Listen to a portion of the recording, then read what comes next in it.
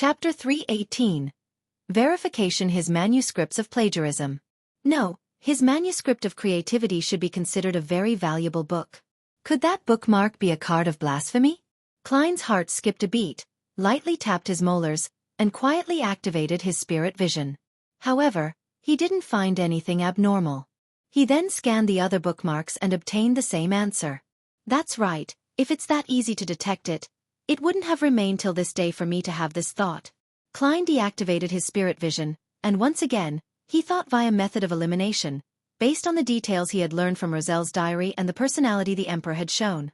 As far as he could tell, since Roselle had said that the book with the card of blasphemy was valuable, it couldn't be too ordinary, or it wouldn't satisfy his sense of warped humor. To use lots of valuable knowledge to serve as a foil for an unobtrusive bookmark would be a form of teasing the recipient of the book. Thus, books with value but aren't of great value can be ignored. In that case, Klein looked around, trying to make sense of it, completely turning a deaf ear to what the guide was saying. In summary, in the entire study, the only book that fulfills these conditions is that manuscript of creativity. The others are only ordinary in value. With Roselle's personality, he definitely wouldn't choose them. Yes, Roselle is the kind of person who would claim, "I'll hide the secret in the most obvious place, but none of you can find it." As Klein imagined this, he added a cackling expression to the Emperor in his mind. Of course, there's no way he could confirm that the bookmark was the disguised card of blasphemy because the books Roselle had, which were of great value, clearly included those in the field of mysticism. And those books were definitely not going to be put on display by the Church of the God of Steam and Machinery. Yes, I have to first confirm if it's the card of blasphemy before considering if I should take action. Unfortunately, I can't use the date January 20th as a method of elimination. No one knows which bookmark is placed into which book on and on which day. Klein silently muttered to himself and turned to look towards the guide. He asked with a smile, "Do the books on the shelf also have things stuffed in between them? For example, a note written by some noble lady to Roselle." This question made many men give a knowing chuckle. The female guide shook her head and said, "No, there aren't any. The books that contain other items have all been taken out and placed here for everyone to see. This is just a restoration of Emperor Roselle's study, not the restoration of a particular point in time. There is no need to maintain an immutable state." Klein laughed and said immediately, "I understand, this sure is disappointing. That's simply great. There's only one bookmark in the entire exhibition hall that requires verification. The difficulty has greatly fallen," he added happily in his heart. As the guide introduced Roselle's favorite books, Klein looked around the room again, taking in the overall layout. To restore the room from more than a century ago, there were no gas lamps around the room. The lighting mainly relied on the iron-barred oriel windows that were a few meters away and the huge crystal chandeliers hanging from the ceiling. As for the brass lamp on the desk, there were no candles installed. It was purely a decoration. Looking out the oriel window, Klein saw the yellow withered lawn and a straight, iron-black lamppost. He took note of the location and turned his attention back to the book the female guide was introducing. In his mind, he began to analyze the feasibility of the theft. There's one premise. According to Roselle's intentions, the various churches and the ancient royal families wouldn't wish for him to spread the cards of blasphemy and destroy the stable order that has been in place for more than 1,000 years. Therefore, if I'm an archbishop in charge of handling this matter, I will directly burn all of Roselle's items. If the cards of blasphemy can be destroyed so completely, the outcome will perfectly suit the thoughts of the deities. If the cards of blasphemy are difficult to be destroyed, they will definitely expose their abnormality after the burning. Since Roselle's items still remain, that means that he used certain methods to make everyone, including the deities, believe that he had sent out all the cards of blasphemy without keeping a single one. Of course, I can't eliminate the possibility that some churches or ancient families might attempt to use the cards of blasphemy to make up for their incomplete beyonder pathways. But this possibility is very tiny. This is because it will give Roselle an opportunity to come up with a united front strategy. There wouldn't be a need for him to go so far as to destroy the order by spreading the cards of blasphemy. In that case, his diary will show a certain level of confidence and corresponding concern, and he definitely wouldn't be left with pessimism to the point of only thinking of relying on that ancient secret organization. Furthermore, it's been more than 100 years. The Church of the God of Steam and Machinery, who has retained these remains, must have made numerous supplementary searches. Therefore, No one would believe that the Church of the God of Steam and Machinery remain hidden in here. In other words, the security level of this exhibition wouldn't be too high. Besides, the most important point is that Backlund is currently under siege by the terror caused by the devil's serial murders. The Beyonders of the three churches must be sweeping through the entire city. The amount of manpower that the Machinery Hive Mind Squad can afford to place at this unimportant exhibition would be extremely limited. Yes, the thing most worthy of protection here is Roselle's diary. Many wild Beyonders worship the Emperor greatly. They believe that the book written with independently created symbols must contain more profound mysteries. There's a motive to stealing them, and they have the ability to do so. Therefore, the guard's focus will definitely be in that exhibition hall. I'll do a divination above the gray fog when I'm back to verify my analysis. However, I have to first test if it's a card of blasphemy. Otherwise, I would be taking a certain risk and wasting tremendous effort only to steal an ordinary bookmark. If that happened, I might as well lie back in my grave. Yes, how should I verify it? It can't wait till I infiltrate again, and I don't have an opportunity to do so now. I have to find someone to help. I have to be careful. Kleins followed behind the guide with a focused expression as though he was very attentive. Miss Magician is an apprentice. She is able to go through walls and doors. It's like she possesses a master key, so she's a good candidate. However, she's only sequence 9. The mission of infiltrating to do the verification is way too dangerous for her. Miss Zio? No, she wouldn't be up to this. Let her get a thief to help? No, that won't do. There are Beyonder guards here. The thief would most likely get caught on the spot, which will expose the fact that someone is looking into Roselle's bookmark. Miss Sharon? She's powerful enough, and her state is suitable for this kind of quest. But the problem is that the card of blasphemy is a divine object that can make most Beyonders willing to kill. I still don't trust her enough. Klein thought, analyzing the helpers he could use. Gradually, he had a candidate in mind. Miss Justice. Is it possible for her to use her wealth and power as a noble to touch the bookmark, using her interest as an excuse? There are plenty of opportunities. Furthermore, this method won't alarm anyone. It would be beneficial for me to sneak in and steal it in the future. The more Klein thought about it, the more he found it feasible. As for the question of how to verify it, as the card of blasphemy possessed anti-divination and anti-prophecy characteristics, the only solution he could think of for the time being was to attempt to destroy the bookmark. Doesn't anti-divination and anti-prophecy mean that using a similar method on a particular object that hides a card of blasphemy would result in failure or interference? Wouldn't that be tantamount to exposing itself? What it really means is that even with the card of blasphemy, divining it will be equivalent to divining an ordinary object. The divination would result in something equivalent to the ordinary object. In any case, I can't figure out what password the Emperor set. I can only use such a simple and crude method to confirm it. If the card of blasphemy can really be destroyed, then it only means that I'm temporarily unfated with it. Yes, with the Emperor's liking, perhaps I can try an activation incantation. He once joked in his diary saying, "My fortune is yours for the taking, but you'll have to find it first. I left everything I own at the ends of the fog sea. And the card of blasphemy is one of those treasures." The activation incantation could be set to 1 piece in Ancient Hermes? That's not right. That way, there would be no one who can obtain anything, unless a second transmigrator appears.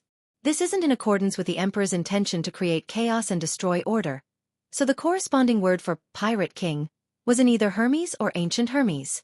Klein slowly confirmed his thoughts, paying more and more attention to the layout of the exhibition hall. Under the guidance of the female guide, they left the restored study and entered another exhibition hall.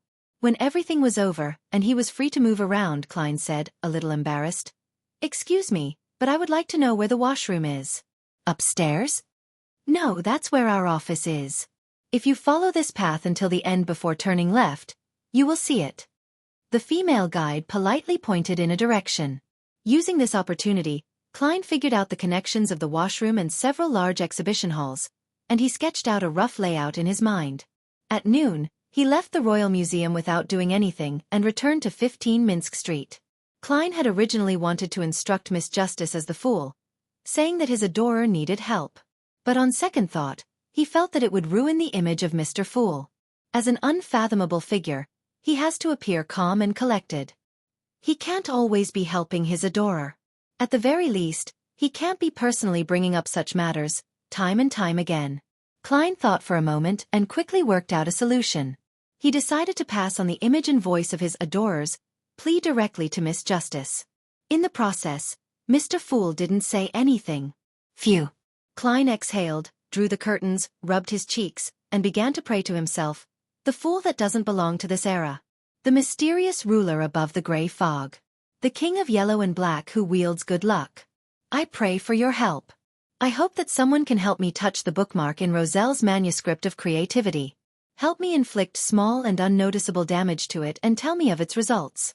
While doing so, one can recite the corresponding term for Pirate King in Hermes or Ancient Hermes. No matter who helps me, even if there isn't a reaction, I will be willing to pay them £500. This can be deducted from the £5,000 that has not yet been paid. If there is a reaction, I am willing to give more. After doing all of this, Klein waited for a moment before entering the grey fog, and he saw the scene of his prayer displayed on the screen of light. After divining that the theft of the bookmark in the Royal Museum involved a certain amount of danger but wasn't too high, he extracted the plea, and added more of a mosaic effect to it. He also distorted his voice slightly, and he threw it into the illusory star that symbolized Miss Justice. Chapter 319. Audrey's Adventure in Empress Borough. The opulent villa of Count Hall. Audrey was supposed to be practicing her piano at this time, but she remained seated in front of her dressing table, thinking about how to read and memorize Roselle's diary in the evening. Suddenly, her surroundings became hazy, and a boundless grayish-white began to emanate. In the middle of the gray fog, the fool's figure sat high above. He was listening to a man who was barely visible pray. I pray for your help. I hope that someone can help me touch the bookmark in Roselle's manuscript of creativity. How does Mr. Fool know that I'll be visiting the Roselle Memorial Exhibition this evening after the museum is closed, and that I'll have the opportunity of touching some items? Audrey listened in a daze. Although she was amazed, she didn't find it odd. With Mr. Fool's stature and abilities, being aware of such a trivial matter is very easy. As for how he learned of it, there was no need for ordinary beyonders to attempt to comprehend it. Audrey was about to reply when the fool spoke in a low, flat voice. You can choose to accept this request or not. Audrey pondered for 2 seconds and said, Respected Mr. Fool, I can try, but I can't guarantee success. She wasn't really interested in the minimum reward of £500. The reason why she had accepted the mission was that she was curious about the special nature of the bookmark left behind by Emperor Roselle, which was so important to the adorer of Mr. Fool that he offered an uncapped price. Anyway, I was going to look through Roselle's diary today, so it's convenient. Audrey thought. Amidst the fog, the fool nodded slightly and replied with a single word. Okay. When the illusion was completely gone, Audrey turned her gaze to the dressing mirror and seemed to examine herself closely. Feeling both nervous and excited, she began to make plans for the evening operation. I cannot let them notice anything unusual. Even if Mr. Fool's adorer does take any action later, I cannot become a suspect. It's definitely not okay to only touch that bookmark. The moment it's lost, all eyes will be focused on me. Yes. So, I need to show equal interest in all the other objects. I cannot let others notice that my main goal is that bookmark. The entire process has to be fluid, nothing sudden, and it has to be reasonable and logical. How should I cause inconspicuous damage? It's just a bookmark. Audrey's eyes swept across the items on her dressing table without focus. Suddenly, her gaze fell on an open jewelry box and focused on a pair of gemstone earrings adorned with fine needles. The corners of her lips curled up, bit by bit, as her eyebrows and eyes slightly curved as she muttered to herself, With Susie's help, it should be enough. It was 6 o'clock in the evening. Backlund, that hardly ever saw the sun during the current season, was already dark, and the gas lamps were lit up. After the Royal Museum sent off the last batch of ordinary visitors, it received a group of visitors composed of the young lady from a count family, the child of a duke, and a young viscount. As the machinery hive mind knew that some of the aristocratic children were foppish people who frequently caused trouble, the captain of the machinery hive mind's Westborough squad, Max Livermore, was responsible for guarding the memorial. He had no choice but to disguise himself as a security guard and stay close by to prevent any accidents. His hair was neatly combed as he wore a monocle, making his scholarly appearance akin to a college professor. The monocle was actually a sealed artifact, codenamed 3-1328, named Eye of Crystal. With it, Max Livermore could see the spiritual body directly, as well as ghosts and shadows. There was no need to fear Beyonders who used these usually difficult-to-detect entities to cause chaos or engage in theft. Of course, this sealed artifact also had a significant disadvantage. It could easily attract monsters like wraiths and shadows to the vicinity. If it was worn for a long time, one's vision would suffer irreversible damage. In the gloom of Backlund, she's like the bright sun. At that moment, Max was looking admiringly at the blonde girl with blue eyes to his side. Audrey looked with great interest at the toilet, which was gold-plated and engraved with intricate patterns. She asked the guide beside her, "Is this the first toilet in the modern sense?" "Yes, I personally believe that this is one of Roselle's most outstanding contributions to human civilization. The sewer works that go with it have changed the phenomenon of filth being all over the streets of Trier." The guide originally wanted to say the word feces, but after looking at the girl in front of him, he felt that he couldn't lose his elegance. Audrey hesitated and asked, "Can I touch it? Can it still be used normally?" Viscount Glaint asked with a laugh from the side. "Why are you so curious about this? No matter how old it is, it's ultimately still a toilet." The other aristocratic children who were on good terms with them all laughed. "No, Glaint, you don't understand. This is the glory of human civilization." Audrey smiled faintly in response but barfed inwardly. "If it wasn't to fulfill the request of Mr. Fool's adorer, I wouldn't want to do this either."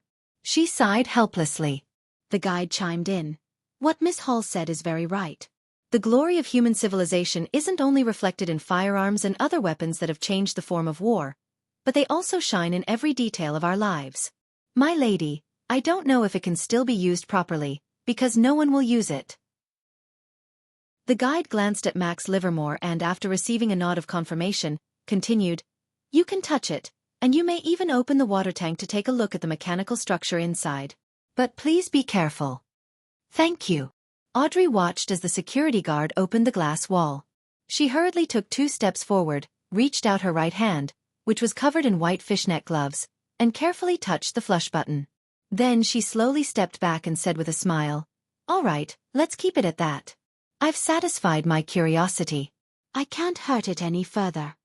She constantly reminded herself that her prescribed character was that of a naive and curious young girl. After reading this, they entered the exhibition hall where Roselle's diary was located. After some introduction, Audrey asked again, "Can I look through this notebook? We are all interested in these strange symbols." "I heard that paper would suffer damage by mere contact with air after a certain period of time, let alone having them touched. It shouldn't be possible, right?" She blinked, making her beautiful gem-like eyes express sincerity and desire, together with a little disappointment. The guide looked at Max Livermore again and waited for his reply before smiling. The church used a special storage method to make the paper look the same as if it was produced only a few years ago. Furthermore, even without this method, we will try our best to fulfill your requests. However, we may need to change environments, change our clothes, and go through a stricter process. You can flip it, but not for too long. Don't use too much strength." Audrey's eyes lit up all of a sudden, making it hard for anyone to shift their gaze away. After sincerely thanking the guide, she, Viscount Glaint, and the other mysticism enthusiasts had the glass cover removed as they carefully flipped through the notebook. Audrey tried her best to memorize, but due to the complexity of the symbols, her ability to remember them in this short period of time was rather limited. That should be around 2 pages of content. I wonder if there's any way to make a copy of it. Her thoughts wandered as she gave her spot to her peers. In this way, she made a request for a closer look at something in each of the exhibition halls, which was mostly met. After a while, they arrived at the restored study. Audrey kept to her previous behavior and would ask a few questions from time to time, fully displaying her curiosity. When the guide introduced the manuscript of creativity, her eyes lit up and she said, "Can I flip through it? I wish to see what the manuscript of the great inventor, Roselle, looks like. I also want to know what wonderful ideas it contains." "No problem, beautiful Miss Hall, Honorable Viscount Glaint, you can all have a look through it. If any of you are a devout believer of the church, you can even apply for a copy," the guide replied, according to Max's gesture. As a believer of the goddess, Audrey could only respond with a faint smile. It wasn't convenient for her to make a comment. At the same time, she pretended to lift her hair and touched her right ear with her palm, quietly removing her earring.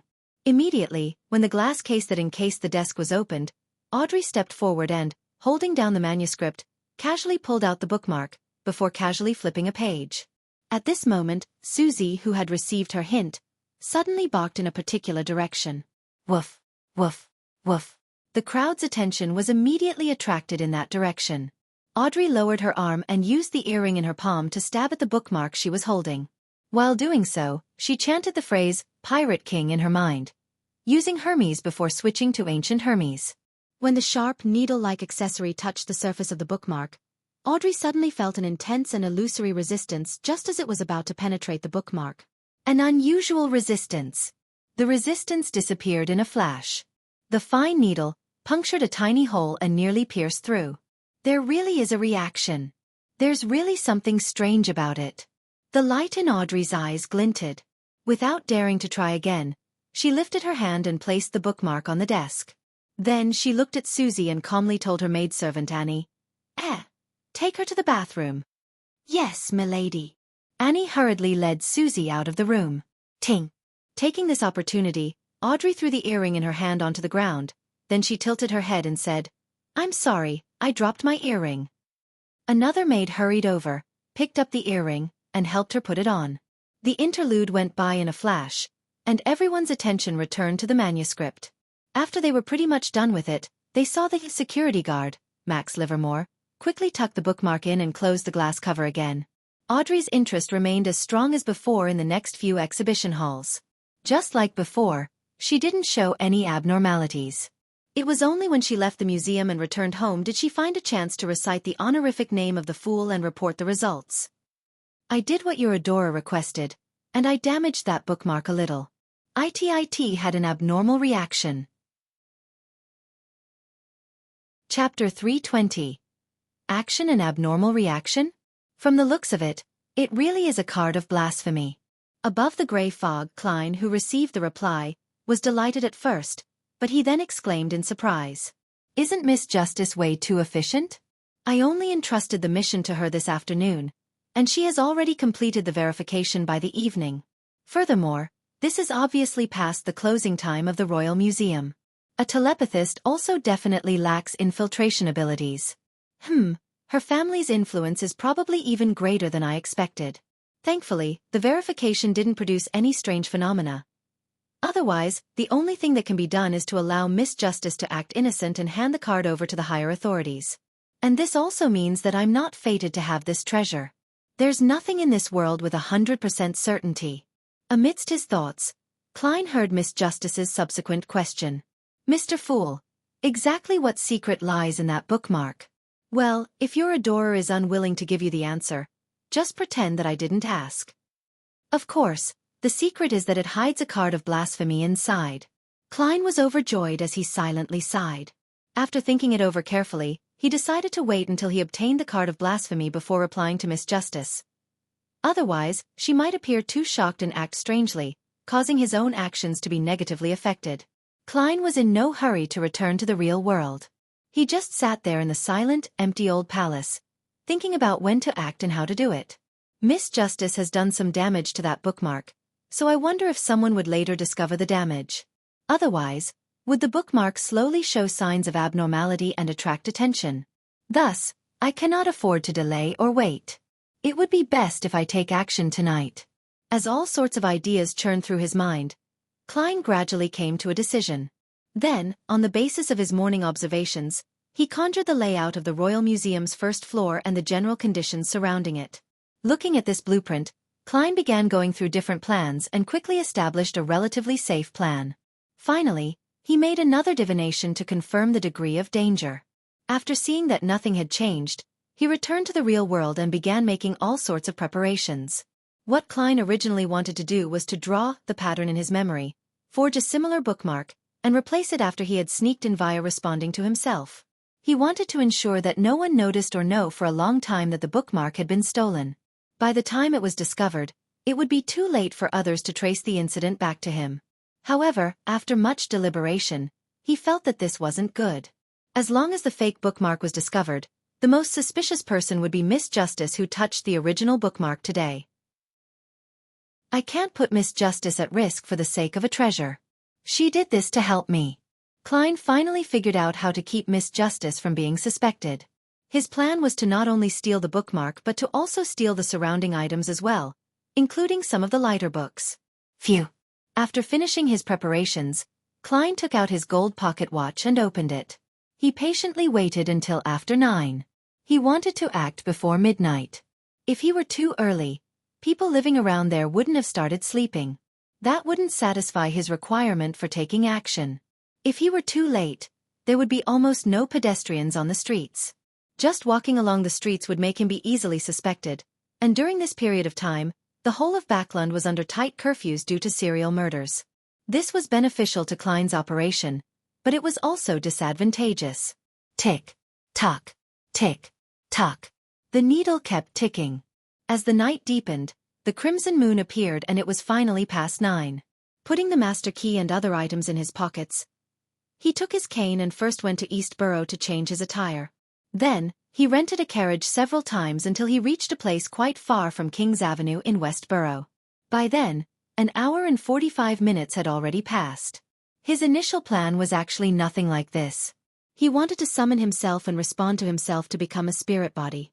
He wanted to rely on his extremely fast speed to cross the distance from Sherwood Borough to West Borough before infiltrating the Royal Museum. However, he eventually abandoned the plan because of the potentially high risks. Backland had more than one high-sequence beyonder. In a situation where a serial killer caused everyone to panic, yet remained unsolved for such a long time, there might be high-sequence beyonders who were consciously using their beyonder powers or corresponding sealed artifacts to monitor certain areas.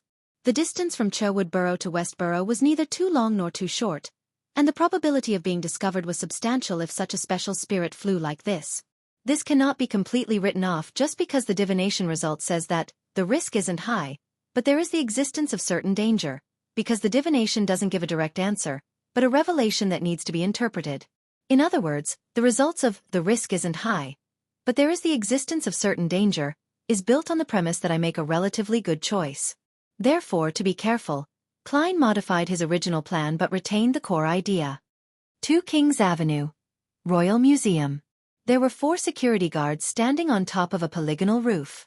Dressed in thick robes, they were enduring the cold of the autumn night as they carefully monitored their respective directions. Once anyone approached the museum, even if they were hidden by the trees or building shadows, it would be difficult to hide from their eyes. From this arrangement alone, it could be seen that the security company that had been employed was very professional. There's still half an hour before our shift ends. A security guard looked down at his companions who were patrolling the building and shook his body. In the museum, the remaining security personnel were divided into 4 groups. They patrolled the various exhibition halls in intervals according to different routes. In the showroom where Roselle's diary was kept, the Machinery Hive Mind Squad captain, Max Livermore, wore a monocle that allowed him to directly see wraiths, shadows, and other spirit-type monsters. He carried a lantern as he went back and forth to check on the area. Occasionally, he would head to the other halls to check on the situation. His 2 subordinates remained in the small hall, next to Roselle's diary. However, there was an additional item on the glass display case. It was a collection of brightly colored blocks that had been pieced together into a miniature layout of the museum's first floor. This was also a sealed artifact. As long as those blocks were pieced into the shape of a corresponding building, they would be able to establish a connection with the real building. Once anyone intruded, its surface would react immediately by shrinking. Of course, there were quite a few limitations to this. The distance couldn't be too far, and it wouldn't work if the number of blocks it had wasn't enough to piece together the building. And without external help, it was almost impossible for people or items inside to leave. Captain, do you really think someone will steal this notebook? I can't comprehend it at all. One of the team members asked in a bored tone when he saw Max coming back with his lantern. Max smiled and said, "Some people adore Roselle with zeal. It's not something you can understand. Some of them believe that they can crack it and only need more information for reference. Some of them believe that the symbols contain a mysterious power. As long as they can find the correct combination, they will gain beyonder powers. In previous exhibitions, we would capture such criminals from time to time. So that's why we didn't hide the notebook away and place them in sealed areas? We are waiting for these people to surrender themselves? Another teammate asked with enlightenment. Max nodded and said, "Who wouldn't want free meritorious deeds?" 18 Kings Avenue. Outside a building next to a crossroad junction. Klein followed the shadows and shaded areas, using the master key from time to time to walk in a straight line before finally arriving here. He took out the plain brass key, pointed it at the kitchen door, and turned it silently. An imperceptible rippling happened as Klein entered the room. All the way through, he saw doors and walls, and without disturbing anyone, he found a storage room. This master key is really useful. However, both of its previous owners lost themselves and entered dangerous spots. It makes me afraid of continuously carrying it. Klein sighed as he put away the brass key. With the room beside him being the servants' sleeping quarters, he took out holy night powder and released his spirituality to seal off the storage room, making any commotion from within impossible to leak out. Then, he took out a candle and placed it on a crate in front of him. Pah! He snapped his finger and produced a light blue spirituality fire on his fingertip. After the candle wick was lit, he summoned himself using ritualistic magic and then responded to himself above the gray fog. Less than a minute later, Klein was floating in the room, facing his body whose eyes had lost their luster. After familiarizing himself with this feeling, he rapped the ancient and exquisite Aztec copper whistle to stabilize his spirit body and made it stronger. It caused a chilly wind to begin to swirl in the room.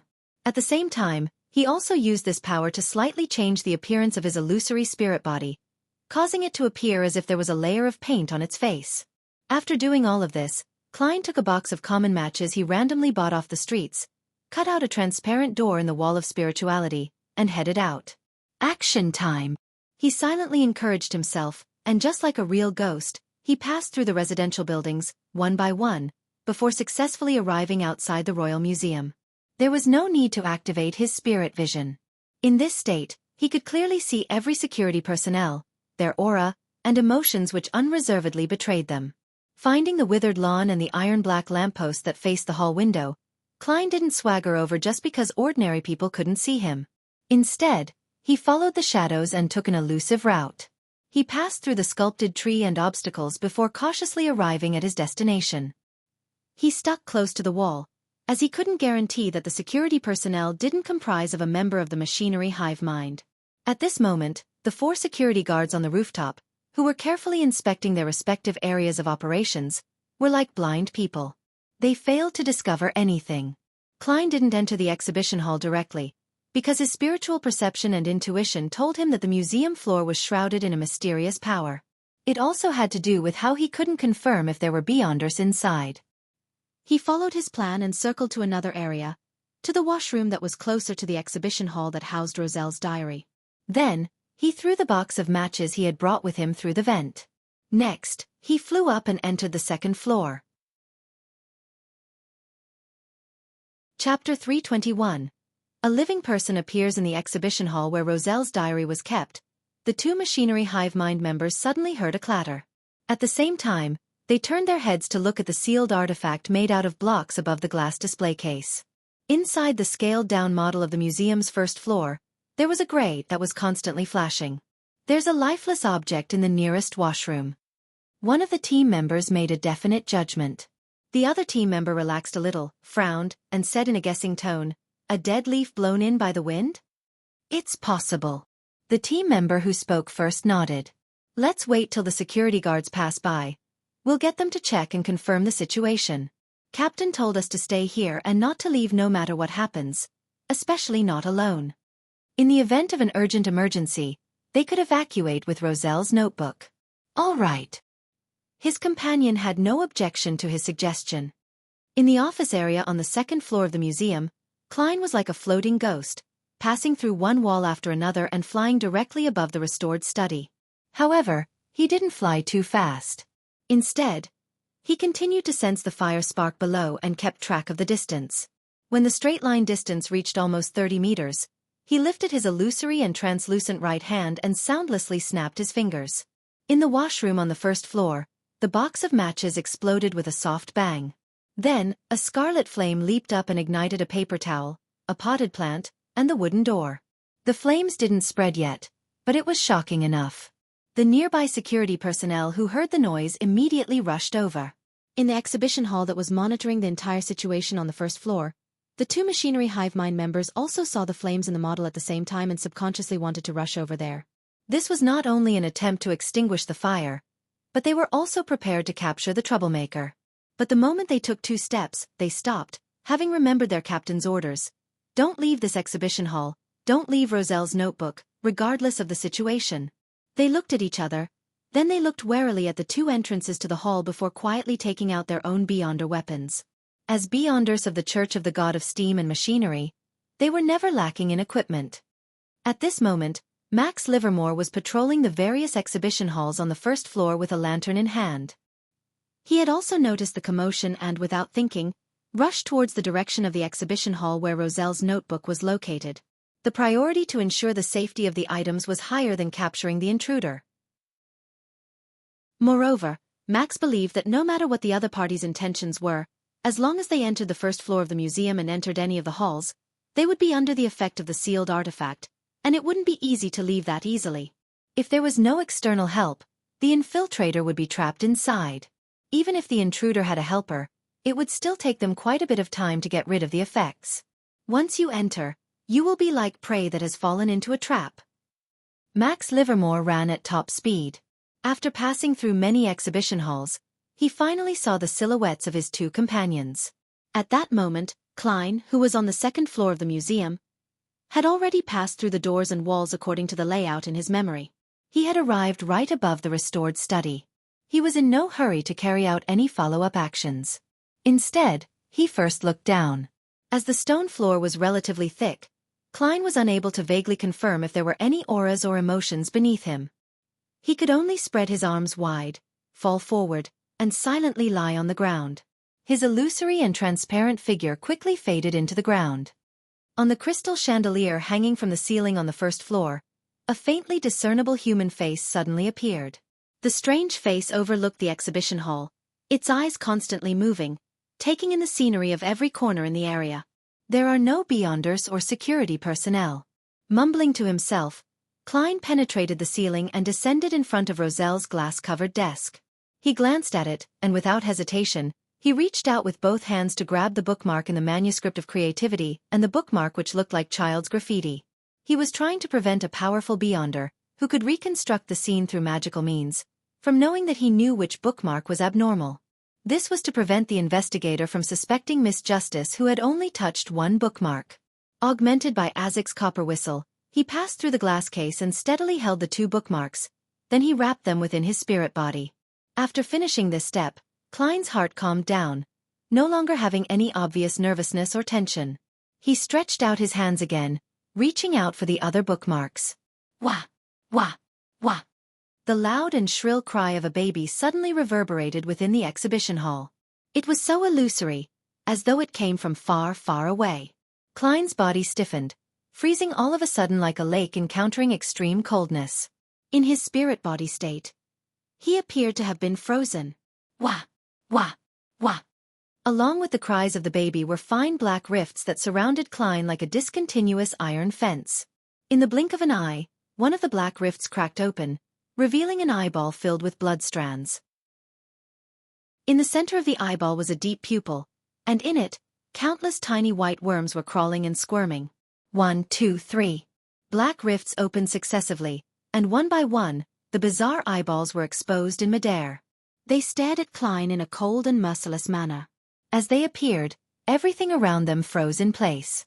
Even the illusory spirits were unable to penetrate through them. It even became hard for Klein to sense the existence of the spirit world. He found it difficult to see the translucent figures that were located infinitely high. He found it hard to see the different colors, the lustrous splendors which contained various types of knowledge. Why did you only take the bookmarks? A soft but unemotional female voice entered Klein's ear. He froze on the spot and saw a tall bookcase, divided into 2 levels. The top level almost reached the ceiling, with a staircase and a passage surrounding countless books. At the top of the stairs sat a figure shrouded by the darkness. The figure's feet, which wore black leather boots, hung from the wooden stairs as they were suspended in midair. I actually didn't sense her existence at all. Is she some powerhouse from the machinery hive mind? No, she might be a high-sequence beyonder. Klein didn't answer. Instead, he narrowed his eyes. Why did you only take the bookmarks? Where did you learn to only take the bookmarks? The figure asked once more. The gentleness had a hint of sternness, and the bloodshot eyeballs surrounding him rapidly widened, as though they wanted to occupy the entire space. Before she could finish her sentence, Klein revealed a wide smile on his face. His illusory, nearly translucent figure instantly disappeared, leaving his whereabouts unknown. Even Azek's copper whistle and the 2 bookmarks which were wrapped in his spirit body had vanished. Above the gray fog, within the majestic ancient palace, Klein's figure suddenly appeared at the top of the long mottled table. He leaned back into his chair and said with a chuckle, "Fortunately, I was prepared." The state of his spirit body wasn't part of his beyonder powers. It didn't originate from the transformation between his physical body and spirit body. This was the result of him summoning himself and responding to his ritual. And the power of this ritual came from the mysterious space above the gray fog. It stemmed from its special nature. Hence, as long as Klein succeeded, he wouldn't even need to try to escape. By just ending the summoning directly, he would be able to return to the gray fog and, from here, instantly return to his physical body in the real world. As the space above the gray fog could block the power of deities like the eternal blazing sun and the true creator, Klein believed that, without the interference of deities, the summoning wouldn't be interrupted. As long as the enemy didn't kill his spirit body or instantly knock him unconscious, Klein had the confidence to escape. This was also the reason why he didn't want to become a spirit body and still make a long trek over to the museum. The more time spent added even more variables. As the faint and dark crimson moonlight shone in from the window, the woman sitting at the top of the stairs between the bookshelves looked at the desk in silence. She looked at the spot where Klein had been. The surrounding cries of the baby and the eyeballs had disappeared one after another. After an unknown period of time, the top of the stairs suddenly became empty, as if no one had ever been there before.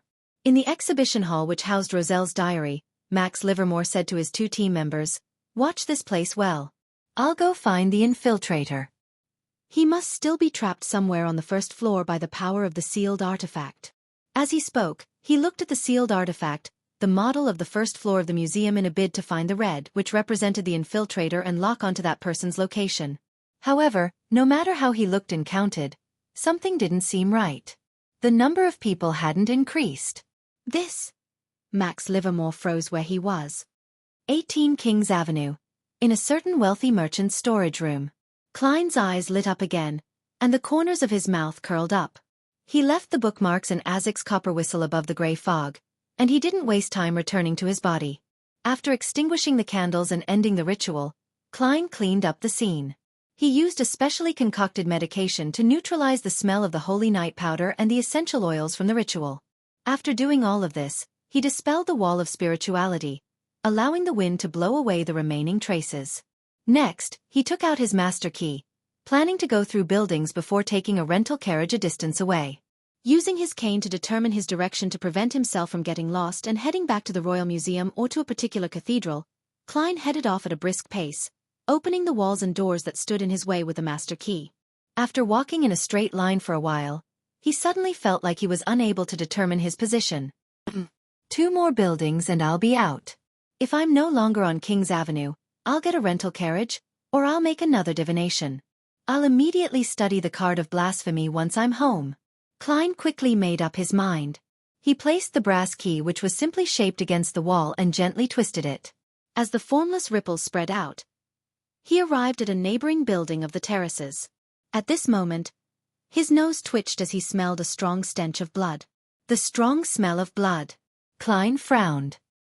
He looked up and saw a lady laid out in the living room ahead of him. The woman's expression was filled with pain. There was a large wound at her abdomen, and her internal organs seemed to have disappeared. At the same time, Klein heard grunting noises. Chapter 322. The Thrilling Night, the 12th Case. That devil serial murderer. The moment he saw the corpse and heard the sound, Klein's hair stood on end. He knew that he had encountered a bad situation. Within his line of sight, the living room's decorations were mostly brilliant yellow and bright. There was nothing unusual about the coffee table and sofa. Only the carpet was stained bright red with blood as it slowly soaked through. On the side of the wound on the female corpse's abdomen, which was completely empty, sat a large-sized black dog. Its mouth was half open, revealing many sharp white teeth that sent shivers. On each tooth, there were dark red marks like iron rust. This seemed to be the result of its prolonged consumption of flesh without frequent brushing. At this moment, the large black dog's teeth were still wrapped around blood-red small intestines, as well as bits and pieces of raw meat. Its head turned over, and its eyes, which resembled magma, reflected Klein, who was dressed as a worker, and his disguised face. Grunt! The large black dog let out a roar which sounded like it was showing dominance. It really is an animal. It's a sequence 6 devil, a devil which is about to advance. And none of the preparations that I made today were for it. These few thoughts instantly flashed through Klein's mind. Suddenly, the black dog's body expanded rapidly, turning into a 2 to 3 meter tall monster. On its back, a pair of giant bat wings slowly spread open, and beside its ears, goat horns covered in mysterious patterns grew out. Red and blue flames leaped from of its luxuriant fur as the strong smell of sulfur followed. Almost at the same time, Klein stomped on the ground. Instead of retreating, he advanced, swinging his cane as he shot out at the gigantic devil dog like a cannonball. Swing! The black devil dog quickly pounced forward. Its sharp claws created afterimages as it swiped at Klein's body. Without a sound, its claws had penetrated the figure, as if they were piercing through the air. Klein's figure became faint as it quickly turned transparent. It was just an illusion. It was an illusion created by Klein. At this moment, he had already rolled on the ground and closed in towards the oriel window. Then, with his left hand pressing down, his entire body flew into the air, directly smashing through the glass. After identifying the enemy, he made up his mind to escape. Upon seeing this, the eyes of the huge devil dog immediately lit up like magma, as if there was a raging fire inside. It opened its mouth, which emitted a putrid smell, and said a word filled with foulness, a word that came from the devil language. Die! Oof! Klein's body suddenly stopped. His heart felt as if it was being tightly clenched by an invisible hand. The figure that was frozen in midair instantly became thin and dim, turning into a crudely cut paper figurine. And this paper figurine was covered with red rust. Smash! Clang! 2 sounds of indistinguishable order sounded. Klein's figure appeared again, smashing through the oriel window and pouncing towards the stone-paved street. The paper figurine's substitute slowly floated down as it ignited and emitted the smell of sulfur. The devil dog let out a low growl and pounced again, jumping onto the windowsill. A crimson-blue fireball flew out from its mouth, blasting in the direction of its enemy's escape route. The moment Klein landed on the ground, he immediately followed up with another roll. The crimson-blue fireball smashed to his side, but it didn't explode immediately, as if it was being affected by an invisible force, as though it was being detained. Boom! Only after Klein had scrambled a distance away did the fireball expand and explode, shattering the surrounding stone pavements. Seeing that the devil dog was about to pursue him, Klein opened his mouth, having prepared for this. He shouted at the top of his lungs, "Murder! Save me! Murder! Save me!" His voice seemed to be augmented with special effects. It echoed far and wide through the silent night, waking the residents of the entire street and sending them into the ears of the patrollers who were 2 streets away. The giant devil dog paused in its pouncing posture. After thinking for a second, it retreated back into the room and began to clean up the scene. Klein's sprinting figure also disappeared under the shouts of "Murder!" and "Save me!" Inside a nearby fireplace that had long since been extinguished, the remnant charcoal suddenly reignited, and an exaggerated flame rose up. Klein seemed to be performing a magic trick as he appeared out of the flames. With a light leap, he held his cane and jumped out. Then, he used the master key to open the door, tear through walls, and quickly escaped in another direction. Phew, at a time like this, a scream without beyonder powers is much more useful than simulating gunshots. Klein sighed as he took out a bottle of amantha extract and dripped a few drops on himself. As the original race of the devil was of the dog species, he had to be wary of its scent-tracking abilities being one of its special powers. In this way, Klein continued on until he reached another cross-junction. Only then did he stop and look around. Seeing that it was relatively quiet and unaffected, he hurried to the side of the street and hired a rental carriage. It was only after the carriage had traveled a certain distance in the night when Klein finally heaved a breath of relief. He knew that the devil wouldn't catch up to him. This master key is really strange. I actually got lost and found myself at the scene of the murder. I have to be a lot more careful when using it in the future. That really was a devil transformed from an animal. Where did its potions and formulas come from? Does it have a human companion? How did it pick its target for the serial murder? What's gratifying is that after confirming this point, it will be much more difficult for it to commit crimes again, and the probability of getting caught will also greatly increase. All sorts of thoughts and questions appeared in Klein's mind as the carriage sped along the wide, deserted road which was lined with gas street lamps. Suddenly, Klein's heart skipped a beat, and an image naturally appeared in his mind. Pea vines drooped down from the sky and interweaved to form a dense forest. However, the carriage driver didn't seem to notice and continued to drive the carriage across the green vegetation. No good. Without hesitation, Klein lunged for the window, about to jump into the street. Bang! The carriage shook, and he was flung backward. At the same time, those pea vines really drooped down. Klein frowned as he attempted to use flame controlling to ignite the carriage, but no sound came from his fingers. At this moment, the surroundings had become abnormally quiet. Even the sounds of the horses' hooves trampling and the rapid rumbling of the wheels over the green vegetation had disappeared. Klein tried his best to calm himself down as he looked out the window and saw that the carriage had been driven into the air, following the road of pea vines. No, this isn't Backlund. He narrowed his eyes. At this moment, the carriage stopped. Outside the window, the pea vines had formed a hammock in the air. A pair of feet in black leather boots drooped down, and a gentle but emotionless voice entered Klein's ears. What were you doing? It's that woman inside the museum. She's suspected to be a high-sequence beyonder. She doesn't seem to recognize me.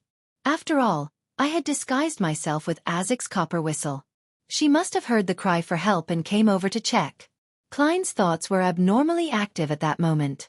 He deliberately gulped and said, I'm a private detective. Many friends and I are investigating the recent serial murders. I have a mystical item called the Master Key. It can open doors and let me pass through walls, but it will cause the holder to get lost. It was during this process that I ran into the scene of the crime. Because I wasn't the murderer's opponent, I could only shout for help while running. Everything I said was the truth. Klein silently added in his heart. After he finished speaking, there was temporarily no response from the outside. However, he felt that a gaze had penetrated the carriage, passed through the obstructions, and was directly inspecting the items on his body. Fortunately, I left Azek's copper whistle and the bookmarks above the gray fog just in case. At that moment, Klein was very glad. Caution and carefulness were indeed useful. After the indescribable and torturous silence, the gentle but emotionless female voice finally sounded again. That key has a certain curse. It must not be used unless absolutely necessary. As soon as she finished her sentence, the surroundings changed completely. Everything, the pea vines, the road through the forest, the road to the sky, had all disappeared. The carriage continued on the streets, driving between the elegant iron-black gas street lamps. Klein remained on tenterhooks until the carriage arrived near East Borough, where he paid the fare of 8 soldi. Under normal circumstances, a rental carriage wouldn't enter any of East Borough streets because it was likely to be robbed. In one of the rooms on Black Palm Street, Klein changed his clothes and went straight to sleep. He didn't attempt to return to Minsk Street before midnight. The 12th murder had just occurred, and it would only serve to make Backlund's situation tenser. He didn't immediately go above the gray fog to study the secret of the bookmark. He acted just as he had described himself to the mysterious woman. He was a low-sequence beyonder, a private investigator with some beyonder powers. Tonight's sure was filled with surprises. It was rather thrilling. All I did was steal something. Yes, most of the problems can be blamed on the master key. Klein made a self-deprecating comment and quickly fell asleep. The next morning, he breathed in the choking smog as he slowly strolled home and picked up the newspapers and letters from his mailbox. After opening the door, he casually flipped open the newspaper to take a look and found that the headline was as he had expected. The 12th case. The devil has appeared again. The police have declared that they have locked onto the murderer. As for the theft of the objects in the Royal Museum, it was only mentioned in an inconspicuous location. In fact, The article didn't even mention what the stolen object was. The unstamped letter that came with the newspaper was a water bill that Klein had to pay for himself. He glanced at it and casually threw it on the coffee table. He then returned to the second floor to heat up water for a bath. He waited until the water vapor filled the bathroom before he seized the opportunity to take 4 steps counterclockwise to enter the space above the gray fog. Inside the immutable ancient palace, Klein sat down and picked up the bookmark that depicted the figure of Emperor Roselle. It really wasn't easy getting you. He gently caressed the surface of the cardboard and silently sighed. Chapter 323. The opening incantation. The bookmark was, on the surface, nothing special. Roselle's portraits had been placed everywhere around the exhibition hall, and the image depicted was from the period when he was middle-aged. Klein kept flipping the bookmark repeatedly, in scrutiny, and found a tiny puncture, thereby confirming that this was the bookmark which Miss Justice had verified. He tried to spread his spirituality, and he slowly injected it inside. However, just like with ordinary objects, his spirituality only flowed and failed to permeate it, nor did it cause any abnormal changes. That's right, Roselle had the intention of finding someone who was fated, so he wouldn't specifically restrict it to Beyonders. Klein thought for a moment, then said softly in Faceac, "Pirate King." The bookmark still didn't respond. He tried the words in ancient Faceac, Intis, Loan, and other languages again, but the result was the same. As for Jotun, Elvish, Dragonese, and other languages from the mysticism domain, Klein could only try them out of hope since they was overly restrictive and unlikely to be the language used. Without a doubt he failed. Immediately following that, Klein used Faceac again as he translated, "One Piece." The bookmark lay quietly on his palm, showing no sign of abnormality. Klein tried the steps he did from before, using different languages again, but he was constantly met with failure. It seems that my initial guess was wrong. The young Roselle might have used the meme of Pirate King to make a joke, but he might not necessarily do that when he was older. People will ultimately grow old and change. Klein reflected over his mistake as he tapped the edge of the long mottled table with his finger, trying hard to infer from the bits of information that the diary had provided to unlock the bookmark. After a while, he took out a pen and paper, and he wrote down his thought process so as to avoid any confusion or contradictions. While doing this, Roselle was definitely maniacal and in despair. It also clearly showcases his warped humor. The fated ones will receive it, is proof considering how it doesn't suit the world's lingo at present. Therefore, I can be certain that he really wanted someone to discover the uniqueness of the cards of blasphemy by chance. In that case, the unlocking method can't be too unimaginable, or something that will often appear in daily life. What Roselle required was a coincidence. For example, when someone holds the worthless bookmark and randomly says a specific word, then, congratulations, you have obtained a fortuitous opportunity. Yes, this is very in line with his warped humor. Going by this logical train of thought, different cards of blasphemy should have different unlocking incantations. Using a single term to unlock all the cards of blasphemy clearly isn't congruent with Roselle's style. What is the incantation for unlocking this card? Well, the first things that can be ruled out are the words that are commonly used, words that are said all the time. Also, when creating the cards of blasphemy, Roselle's state was in despair, maniacal, unwilling to part with it, reminiscent, struggling, and angry. I can try to immerse myself in that state of mind and imagine myself to be Roselle at that point in time. I can imagine what kind of incantation I would have used. Klein stopped writing and began acting as Roselle in a bid to find some inspiration. He first tried out vulgarities in different languages, including ancient Faceac, as well as terms pertaining to hope, but unfortunately, was rewarded with failure.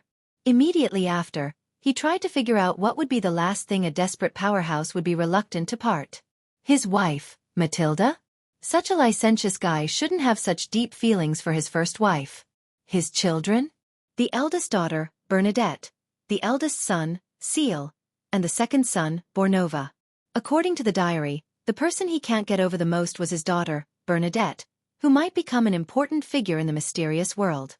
Klein paused, took a breath, and prepared to try again. "Bernadette," he said in the Intis language. The bookmark didn't respond. Klein switched to the languages of Loan, Highlander, and Faceac, but still failed to achieve the desired results. He sighed and said with a deep voice which corresponded to ancient Faceac, "Bernadette." This name echoed in the empty and quiet gray fog like it was nothing special. Just as Klein was about to search for new inspiration, he suddenly felt the bookmark in his hand sink. It immediately turned into an invisible whirlpool which wildly absorbed Klein's mental energies. For an ordinary person, this was a huge burden, but for a Sequence 7 magician, it wasn't especially draining. Klein easily survived this hurdle and couldn't conceal his joy as he looked at the object in his palm. A bright light emitted, bit by bit, from the bookmark, and the image of Emperor Roselle on the outside was being replaced by an entirely new image. He was sitting on an ancient stone throne as he wore a black crown embedded with various precious stones on his head. He wore pitch-black armor, and a cape of the same color was draped over his body. He held a scepter, and he looked forward with cold, aloof eyes. On the upper left corner of the bookmark, there was a line of text condensed from the bright radiance of stars. Sequence 0. Dark Emperor. Sequence 0. Indeed, the secrets of the gods are hidden within. The Dark Emperor is actually Sequence 0. Klein thought with a smile, half sighing and half surprised. Soon after, the bookmark became three-dimensional, like a miniature book. The book moved without the wind, revealing a Roselle in a white hood. Beside it was a corresponding description in ancient Fasak. Sequence 9. Lawyer. Good at discovering and using loopholes in the rules and the weaknesses of their opponents. Possesses excellent eloquence and reasoning skills. Potion formula. Klein glanced at the formula ingredients but didn't look carefully. He reached out his hand and touched it, making the book flip to the next page. Sequence 8. Barbarian. Problems that cannot be solved by the law will be solved by force. This is also one of the rules. The Beyonders at this sequence have a high resistance to psychological influences. Potion formula. As Klein touched it, the book conjured from the card of blasphemy flipped through one page at a time. Sequence 7. Briber. Sequence 6. Baron of Corruption. Sequence 5. Mentor of Confusion. Sequence 4. Count of the Fallen. Sequence 3. Frenzied Mage. Sequence 2. Duke of Entropy. Sequence 1. Prince of Disorder.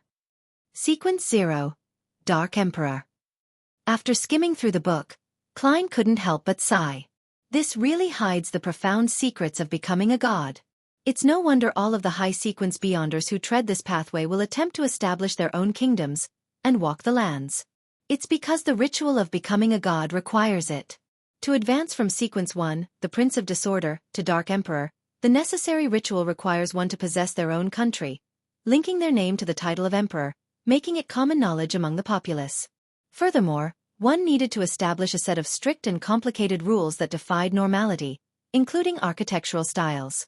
Then, they would spur on their citizens to secretly establish 9 mausoleums that were similar to pyramids. After which, they would enter one of the mausoleums. With a large majority of the citizens who would be scattered across different cities in corresponding sacrificial rituals involved, the Prince of Disorder would imbibe the Sequence 9 potion. Once the advancement was successful, the Dark Emperor wouldn't truly die until all the 9 secret mausoleums were destroyed. Even if he was annihilated, he would still be able to awaken and return from one of the mausoleums. What was even more terrifying was that even if the deity was successfully killed and all 9 mausoleums destroyed, as long as a certain amount of the order set up by that deity remained, it was still possible for him to mysteriously revive. It appeared to be a loophole against death. The best way to completely obliterate him was for a new Dark Emperor to appear. This is a deity. Mortals cannot fight against deities. Same for angels. Those who have yet to become deities will never be able to fathom the power of deities. Roselle exposited with deep implications at the end. In addition, Klein also knew one thing. Once there was a true god with a Sequence 0, it was impossible for a Sequence 1 Beyonder to appear. If there was no Sequence 0, then in the same way there would be at most 3 Sequence 1 Beyonders. This was a result of the law of Beyonder characteristics, indestructibility and conservation. According to the Dark Emperor card of Blasphemy's description of the 10 sequences, Klein could clearly see that the greatest feature of this pathway was the shadow of it gradually evolving into order. Roselle also mentioned that if one had that card of blasphemy in hand after advancing to a high sequence Beyonder, the card would have a subtle reaction to the Beyonder ingredients that the person needed. Of course, it was limited to high sequence Beyonders of the Dark Emperor pathway. What a pity. This is of no use to me. Klein looked at the card of blasphemy thinned down again, turning back into a poker card. However, it was no longer in disguise. On the surface, it depicted Roselle sitting on a stone throne. Sequence 0 Dark Emperor. Klein remained silent for a few seconds before he sighed silently. This card's biggest use to me is to exchange the formulas for the items I need. There's also some information about deities and sequences. Apart from that, there's almost no other use for it. At the very least, as the leader of the Tarot Club and as the Fool, I will no longer be an empty shell. I now hold one path of the divine, and it's not like I can't produce a high-sequence Beyonder formula anymore. Yes. I remember that at the Beyonder gathering organized by old Mr. Eye of Wisdom, the lady who is suspected to have an artisan backing her has been always seeking to purchase the potion formula of Barbarian. As his mind whirled, Klein took another look at the Roselle portrait on the Dark Emperor card and couldn't help laughing. He has made every sequence in his own image. What a narcissist. I'm suddenly very curious what the card of blasphemy for the Demonis pathway would look like. Hee. Reining in his thoughts, Klein destroyed the other bookmark he had casually picked up and discovered that it was just an ordinary bookmark. After doing all of this, he changed his seating posture and leaned back into his chair. He responded to Miss Justice's plea from last night and said calmly, "That was a card of blasphemy made by Roselle." Chapter 324. Imagined and Real. Adorer. Empress Borough, Count Hall's home, dining room. As per usual tradition, Audrey was saying grace with her father, mother, and elder brother before dinner. Praise the goddess. She tapped her chest in 4 spots in a clockwise manner to end the prayer. However, before she finished speaking, her vision was covered by a thick gray fog. A distant figure that seemed to be looking down at everyone, and everything opened his mouth with dominance. That was a card of blasphemy made by Roselle. Mr. Fool. Card of blasphemy? Audrey, who finally received a response, was joyful at first, but then she fell into a daze. She couldn't understand what the so-called card of blasphemy referred to. However, she quickly made a guess. She had always known that Emperor Roselle had made a secret deck of cards representing some unknown force which had 22 cards in total. It was believed to have been referenced from tarot cards. Furthermore, she had also heard from the Hanged Man that the secret to the deck of cards was that they hid the paths of the divine, the path to becoming a god. So it's called a card of blasphemy. It corresponds to the blasphemy slate. This is definitely a treasure of the highest level in the mysterious world. The paths of the divine. It's no wonder that Mr. Fool's adorer had to ask for help. He wanted to ensure that the card was the real one before taking action. It was to prevent a mistake from happening. Instead of getting the right target, it might end up informing the Church of the God of Steam and Machinery that a particular bookmark hides a card of blasphemy. I wonder if he succeeded. The Beyonders from the Church of the God of Steam and Machinery haven't come to make any routine inquiries. Perhaps he's still making plans. As her body trembled faintly, Audrey once again saw a figure praying inside the thick fog, an extremely blurry figure. He was saying respectfully, "The great fool, please convey my gratitude to the authenticator. This allowed my operation to go smoothly. For that, I'm willing to raise the reward to £3,000, which can be deducted from the £5,000 that haven't been paid yet. This is the share that the other party deserves." He succeeded? He succeeded just like that? But when I looked at the front pages of those newspapers, there was no news of the theft at the exhibition. It was all news of the 12th victim of the serial murder. Raising the reward to £3,000 implies that Mr. Fool's adorer had indeed succeeded in retrieving the bookmark containing the card of blasphemy without anyone noticing. How cool!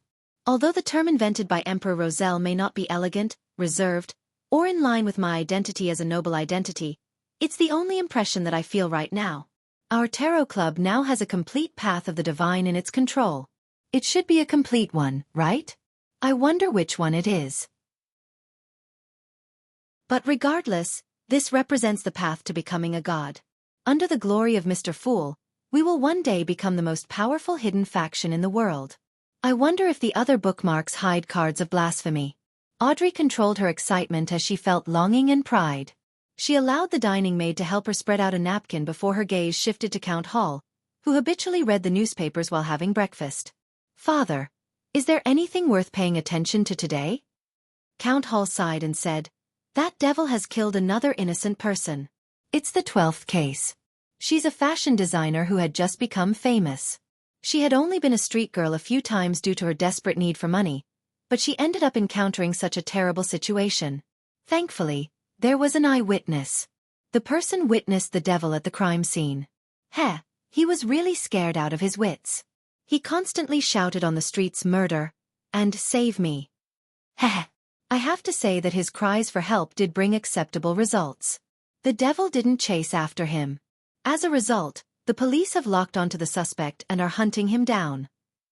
Audrey drew the crimson moon on her chest once again and said, "May their operation succeed." Father, from what you just said, it sure was a horrible but funny scene. I hope that eyewitness won't have nightmares because of it. And on the same night, Mr. Fool's adorer took one of the cards of blasphemy from the heavily protected museum without alerting anyone. Audrey added wistfully in her mind and filled in some of the details herself. Royal Museum, in the restored study. Are you sure that only 2 bookmarks were stolen? The Machinery Hive Mind Squad's Captain Max Livermore asked his team members. As he spoke, he stole a glance at the important figure standing in front of the desk with his back facing him. It was an old man wearing a white clerical robe and a clerical cap. He was the head of the Church of the God of Steam and Machinery for the Backlund Diocese. He was a member of the Divine Council, Archbishop Horimic Haydn. This important figure wasn't only a clergyman, but he was also a very famous scientist, a distinguished professor of physics at Backlund University. Yes, only 2 bookmarks were stolen, the team member being questioned answered with certainty. Max nodded slightly and looked at Horimic Haydn. After some thought, he deliberated and asked, "Your Excellency, after the closing of the museum yesterday evening, some aristocratic children came to visit. They had touched parts of the exhibited items, including one of the 2 bookmarks that were stolen. Do I need to get them to cooperate with the investigation?" "I know about that." Horimic's hands naturally drooped down as he turned around and said in a calm tone, "I've already confirmed that those aristocratic children are not related to the thief who stole the bookmarks, so there's no need to get them to cooperate with the investigation." "Yes, Your Excellency." Max himself didn't think there was anything wrong with the aristocratic children, not to mention that Archbishop Haydn had enough mysticism knowledge and beyonder techniques to confirm it. Horimic's gentle and benevolent face didn't show the slightest trace of anger. He looked around and said, "There was more than one person here last night, at least 2 of them. They were divided into 2 opposing groups. One of them might even be of a higher sequence than me, while the other had somehow escaped mysteriously. Although I'm unable to reconstruct the entire scene, there are still some things that I can see. This matter is more complicated than we thought." At this point he sighed. "I also know why they wanted to steal the bookmarks. We've been tricked by Roselle for more than 150 years. Giving up £3,000 sure does hurts. I've saved up for so long and yet, I have less than £1,000. However, the card of blasphemy is a priceless treasure that cannot be exchanged, even with money. The contribution Miss Justice had made in this matter is definitely worth the price. Thankfully, I could deduct it from what she owes me, lightening my burden. If I ever meet Mr. Azik in the future, I'll pay him the £15,000 that belong to the Adorer, with a high-sequence beyonder formula. I wonder what the other cards of blasphemy were disguised to look like. According to the personality of the Emperor, they should all be rather surprising." After Klein finished his reply and looked out the palace at the sea of grey fog, he silently sighed. As a precaution, he temporarily left his Dark Emperor card above the grey fog, on the surface of the long bronze table facing the seat of the Fool. He did so for Azik's copper whistle as well. When he returned to the real world, he held a ritual again and summoned himself to throw the Master Key, a sealed artifact which was an amalgamation of getting lost and having bad luck, above the grey fog. Although it didn't seem to have huge negative effects, it was enough to cause one to encounter life-threatening situations. He planned not to use it unless necessary. The Master Key is just a relic of an unlucky fellow who had just advanced to Sequence 9. Yet, it has a negative influence that even a mid-sequence beyonder is unable to weaken. It seems like there's an additional factor in the reason why the apprentice lost control, which led to something abnormal. Now that I think about it, my previous decision was correct. To explore 32 Verdi Street south of the bridge, I need to be careful and be prepared. Yes, I need to be aware of something. A sealed artifact's effects might not be completely related to the owner's sequence. I have to consider multiple factors, such as whether or not it has been contaminated by an evil god. Klein took a bath with the water that had already turned cold before walking out of the bathroom, refreshed. He went downstairs to enjoy the corn pancakes he had bought on his way back. They were local delights of the Fana Potter Klein's Highlands, crispy, fragrant, and sweet. After he had eaten his fill, he went through his experiences from last night to see if he had left any clues behind. Even with the master key, if I'm not a beyonder, it's impossible for me to escape from the hands of a devil. Back then, the mysterious and powerful lady must have determined that I wasn't an ordinary private detective. I also didn't have any intention of hiding that point. By not capturing me, this implies that she's either an official beyonder who is friendly to wild beyonders, or she's not a member of the three churches or the military. Yes, I'm more inclined with the latter point. The former point would most likely have her confiscate the master key. Sigh, back then I was almost on the brink of despair. I thought I would be detained in the underground prison of the Church of the God of Steam and Machinery like ordinary beyonders. I even began considering my prison break. Who would have known that she would just leave? Which organization is she from? Or is she wild? No, for wild beyonders to reach her level of power, they must have an organization of their own. That devil dog would definitely use its beyonder powers to erase clues related to itself, and that naturally includes me. In the field of mysticism, there is no way to separate them, and that lady probably can't be exposed as well. From the looks of it, the clues that I left behind while escaping had most likely have been interfered with. As for what happened in the museum, they will be searching for a special spirit body, a strange existence, and what has that got to do with me, Sherlock Moriarty? Klein mocked himself as his heart grew calmer. Of course. He had dared to return home because he had divined it in advance. It was just like he was unafraid that the museum contained traps that he found completely unsolvable. Phew, this matter has come to an end. What should I do today? Practice my beyonder powers and go to the Quelag Club to scrounge a meal in passing? Well, I don't know if the Nighthawks and mandated punishers have identified the murderer or not. Why don't I write another letter to Isengard Stanton and give myself a hint? As his thoughts raced, Klein heard someone from outside approach before leaving. Another letter? He opened the door in puzzlement, and indeed, he saw a letter lying in his mailbox. The letter was from Isengard Stanton. Chapter 325. The Equestrian Teacher's Problem. When he returned to the living room, Klein picked up a letter opener and opened the envelope before taking out Isengard Stanton's letter. The famous detective wrote, "Your idea has greatly helped us. Please allow me to thank you here first. After receiving your letter, we immediately organized some people to sweep through crucial areas. As expected, we found some clues, and quite a few stray animals that had frequently appeared and were remembered by the residents had disappeared. In the process, we also noticed an interesting thing. 4 years ago, in the serial murder case, yes, the targets were single prostitutes with a child. Quite a few people living near the scene of the crime had mentioned that although the most suspicious teenager was eccentric and vicious, he was quite fond of animals, especially a large black dog. After the boy died in the gang firefight, the people who lived around him never saw the dog again. I'm curious. Who is its current owner? Was it the murderer of some unsolved serial murder case from even further back?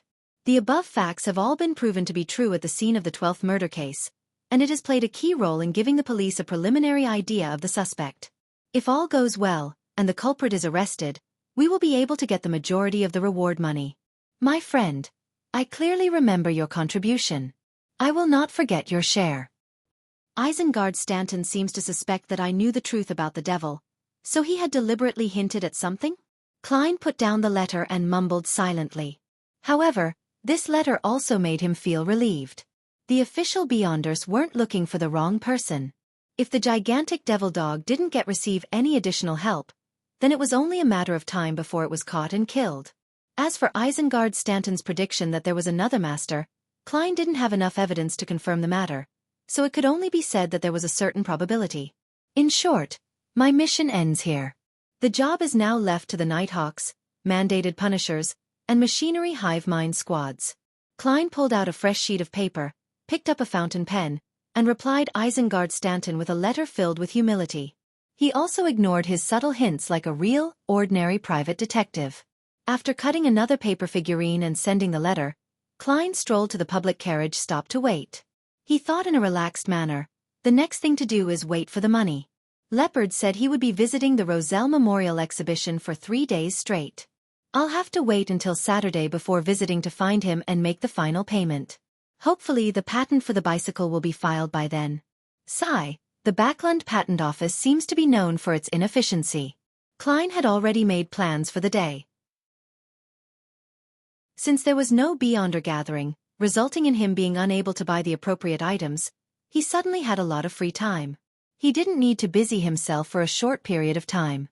In the morning, I'll go to the Quelag Club, practice my marksmanship, practice my Beyonder powers, have lunch there, and then find a better circus to observe the magician's performance and see if I can get some inspiration. He took out his golden pocket watch and looked at it. He boarded the public carriage in a good mood. Hillston Borough, Quelag Club. Since Klein came by at least twice a week, the attendants remembered him and didn't require him to show his proof of membership or his Frost Constellation badge. It was Wednesday morning, and since most of the Quelag Club's members belonged to the middle class, where they still had fixed and decent jobs, it was difficult for them to visit the club unless it was Sunday, tea time, or when they took time off from work. The spacious and bright hall seemed abnormally empty. There were only a few people sitting in the corner where the coffee tables and sofas were. Glancing around, Klein spotted an acquaintance and went up to greet him. "Talum, with such terrific weather today, you should be at the Turf Club." The acquaintance was Talum, the aristocratic equestrian teacher who had introduced him to the club at the request of Mrs. Mary Dumont. He had once brought Klein business, the protection of Daily Observer reporter Mike Joseph on his trip to the Golden Rose for investigations. Talum looked up, touched his short brown curls, and smiled. "Oh my, it's the Honorable Great Detective. What have you been up to? I haven't seen you in a long time." "That's because you haven't been to the club for days." Klein smiled as he sat on the sofa next to Talum. "I've been helping the police with the serial murder case. Although it might not necessarily yield any results, the reward is tempting enough. Besides, establishing good relations with the police is very important for us private investigators." What I just said was bragging. I'm just an unremarkable character who'd been summoned. He mocked himself inwardly. Among the few members sitting in the same sofa area behind them, a man who appeared to be a stockbroker initiated a discussion on the latest Western Railway shares and East Balham Plantation shares. Talum didn't doubt Klein's answer. He chuckled and said, "This is indeed something that will busy a great detective." After exchanging a few pleasantries, he gradually entered a pensive state. Just as Klein was about to bid him farewell and leave for the underground shooting range, Talum suddenly looked at him and said, "Mr. Moriarty, may I ask you a question?" You can charge me a consultation fee. This one is free. Also, just call me Sherlock." Klein laughed. Talum nodded gently and said hesitantly, "I have a friend who has fallen in love with someone he shouldn't have." How should he deal with such a situation? Although I had always believed that anyone who asks a question prefaced with, "I have a friend," basically means, "I myself," Talum's emotional colors implies that it's not for himself. He's in a dilemma, but I can't see any traces of pain. After activating his spirit vision, Klein leaned back slightly, clasped his hands, and said, "I'm sorry, but I'm not a psychiatrist or any of the experts in the newspapers or magazines who are good at solving emotional problems. My only advice is not to break the law." Heh, that was a joke. First, we need to understand how this "shouldn't have" arose. Is there a feud between the family? Talum glanced at him and said in resignation, "No, this isn't Romeo and Juliet." Upon hearing Talum's reply, Klein seemed to hear an illusory murmur in his ears. Author, Roselle Gustave. Author, Roselle Gustave. Author, Roselle Gustave. Shaking his head, he apologized to Shakespeare and smiled. This piece of work by Emperor Roselle is just too classic. When it comes to love that shouldn't be, I can't help but think of it. Then why shouldn't they be together? Talum fell silent for a few seconds before saying, "I have to keep it confidential." "I'm sorry, just pretend I didn't ask." Confidential? That must be someone with certain standing. In love with someone of the same sex? In love with someone who is related by blood? Klein held back his curiosity and said with his hands spread out, "Then I can only give you one more suggestion. Read bestsellers about passionate love like Stormwind Mountain Villa and Love and Jealousy." Talum quivered his lips a few times, sighed and said, "Sigh, that can only be used as the last resort. In my opinion, The feelings present in those best-selling novels simply don't seem to occur among normal people. I think so too. Klein echoed in full agreement. After exchanging a smile with Talum, he got up and went to the underground shooting range to practice his shooting and beyonder powers. When it was almost noon, he returned to the first floor and went straight to the buffet cafeteria. He had noticed earlier that the cuisine that was in limited supply today was red wine fried foie gras, paired with sliced apples and bread soaked in butter. After taking his food, Klein carried his tray to the table where Talum was sitting. At that moment, there was another acquaintance of his, who, by the same token, had recommended his membership. He was the surgeon, Aaron Series. Before he could sit down after setting the tray down, Klein noticed a crutch leaning against the chair of the famous surgeon. "Aaron, what's wrong?" he asked with concern. The tall and thin man wore a pair of gold-rimmed glasses and had a cold appearance. He lightly patted his right leg and said, "No, don't mention it. It's really bad luck. I fell down the stairs and suffered rather serious fractures, so I could only fix it with a plaster." "You really were unlucky." Klein sighed in agreement, cut a piece of foie gras, dipped it in sauce, and put it in his mouth. The fragrance that was emitted the moment they melted in his mouth stimulated all of his taste buds. "I've been out of luck for a long time." Aaron nudged his spectacle frames and rubbed his temples in passing. He then looked at Klein, then at Talum before asking hesitantly, "Mr. Moriarty, do you? What?" Klein looked up. Aaron lowered his voice. "You're a famous detective. You should know a lot of people, right?" "It's quite all right." Klein didn't understand what Aaron was up to as he answered perfunctorily. Aaron looked at Talum again and took a deep breath. "Do you know anyone who's like a village witch doctor?" "No, I mean some of the more capable fortune-tellers or mysticism enthusiasts. I feel that my recent string of bad luck is too abnormal. I know it's likely to be a fake or a scam, but there's no other way of shirking my bad luck. I've tried to go to church, praying, donating, attending mass, but it didn't work at all." Capable fortune-teller and mysticism enthusiast. "You seem to be talking about me." Klein pondered and said, "Aaron, tell us in detail about what happened to you." By his side, Talum nodded as well.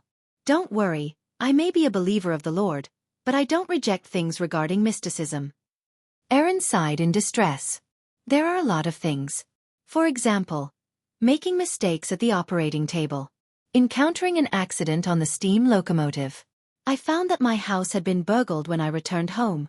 When I went to the hospital, I ended up falling down the stairs. Do you think someone has cursed me?"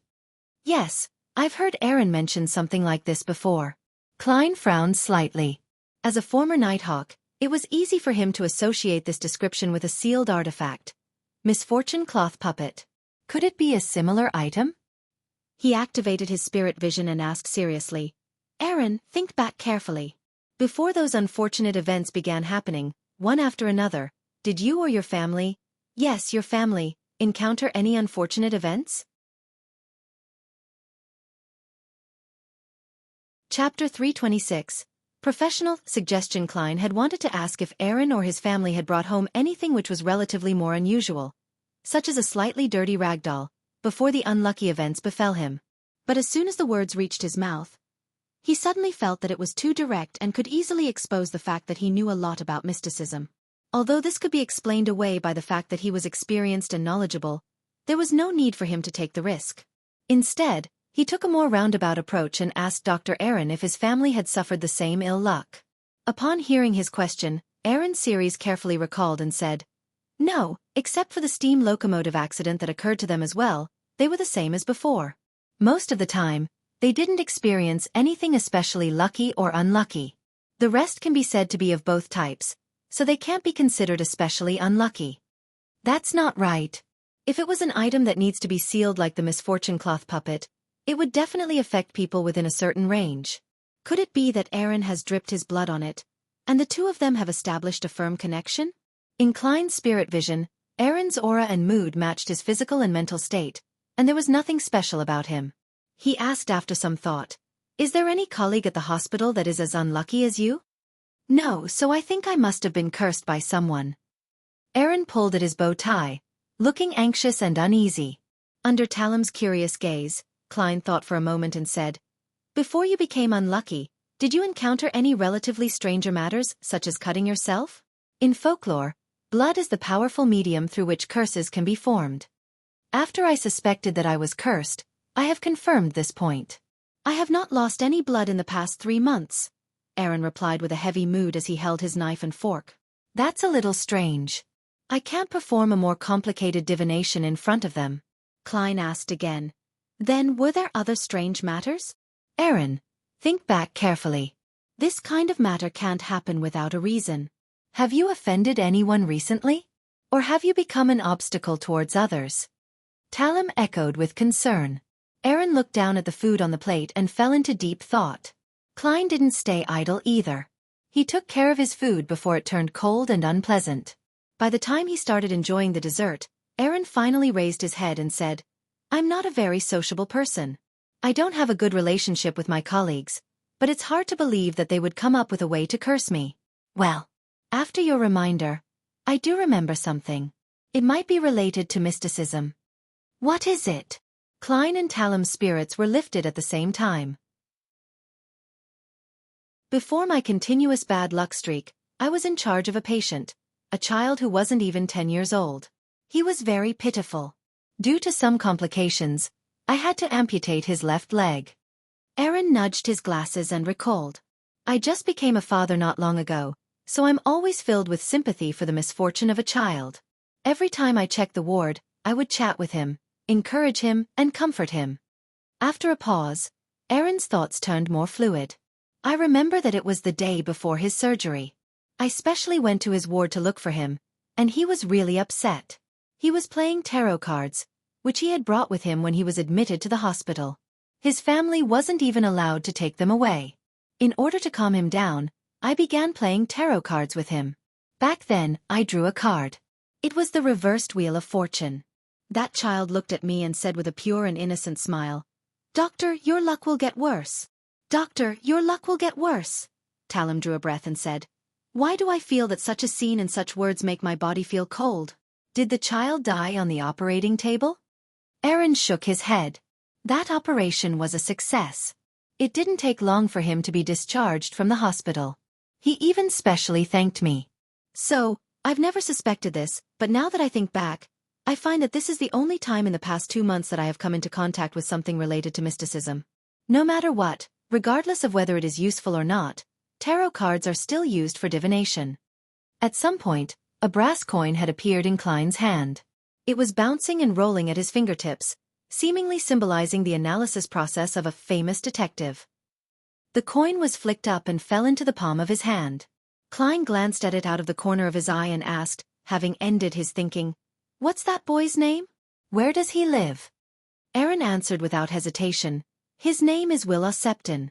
As for where he lives, I don't remember. What is your suggestion, Mr. Detective? Do you know any experts in the field of mysticism?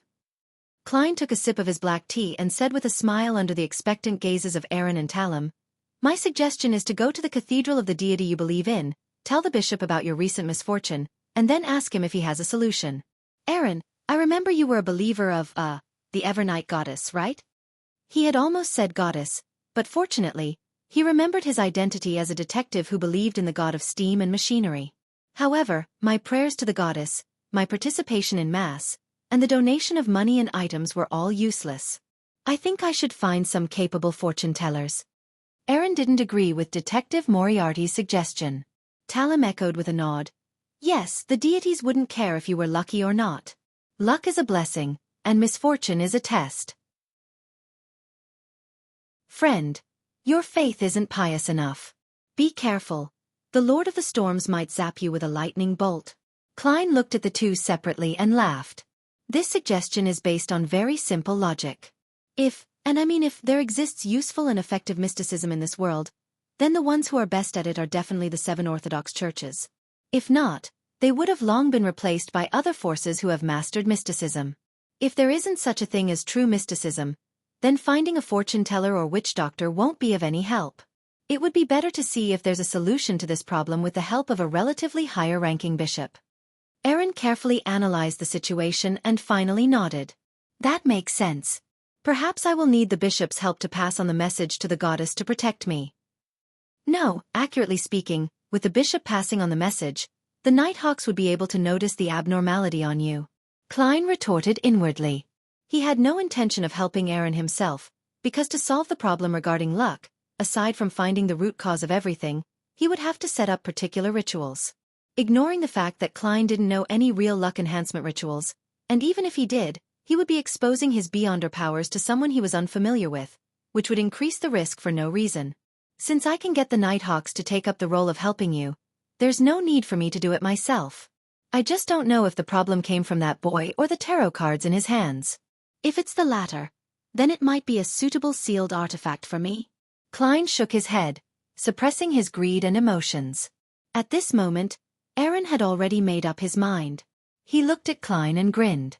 Thank you, Mr. Moriarty. Although you don't know mysticism, you relied on strict logic to provide the best suggestion. Yes, I don't know mysticism. Klein smiled. Just call me Sherlock, Aaron. Yes, ever since I've stopped being a Nighthawk, the composition of my mysticism knowledge has become stranger and stranger. On the one hand, I've grasped quite a few secrets which are related to high sequences and deities, and on the other hand, I only understand the more basic ritualistic magic.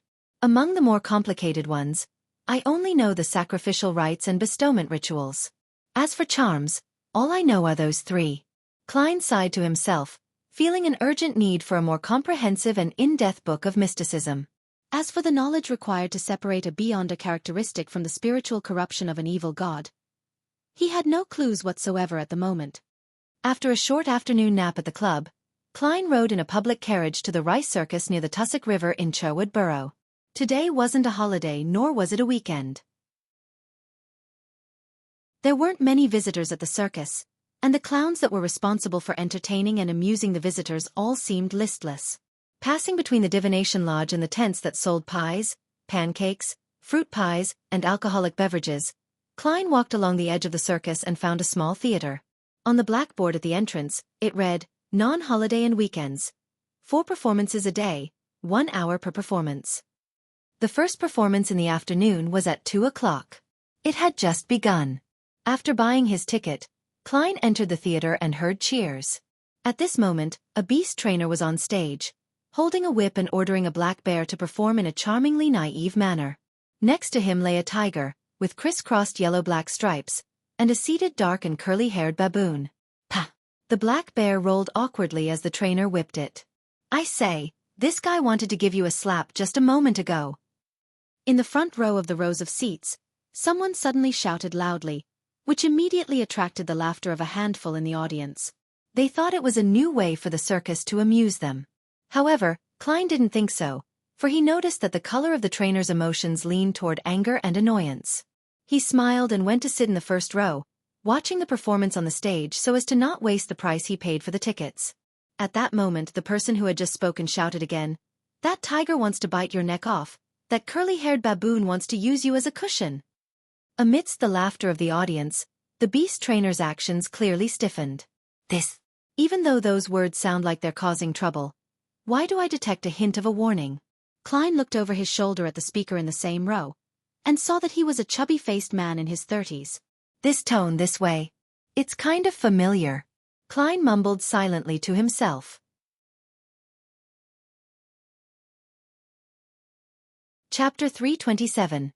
Encounter on the road inside the small theater of the Rice Circus. As long as something felt familiar, there was no problem for a seer to recall it. Klein nudged his gold-rimmed glasses up on his nose, leaned back, and murmured something almost soundlessly. Soon after, he pretended to close his eyes to rest for more than 10 seconds. In reality, he had used the help of cogitation to quickly fall asleep and be reminded through his dream. It was a rather dim room, with only one candle flickering on the coffee table. The people sitting around it were all wearing black hooded robes and iron masks that covered only half their faces. Deliberately massaging his glabella, Klein opened his eyes and continued watching the beast-taming performance. He had interpreted the revelation and knew the source of the familiarity. The scene in the dream was of the Beyonder gathering organized by old Mr. Eye of Wisdom.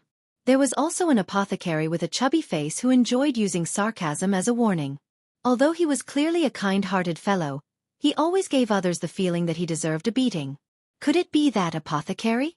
That shouldn't be the case. When did he learn beast taming? According to the confidential records of the Nighthawks, an apothecary doesn't have spirit vision like those of the seer pathway who were able to distinguish emotional colors in detail. Well, when it comes to the color of auras, they're actually quite good at it. Klein's thoughts slowly dispersed without affecting his appreciation of the performance on stage.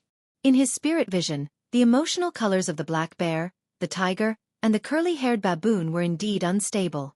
If there was an addition level of provocation to a certain degree, they might very well rampage on the spot.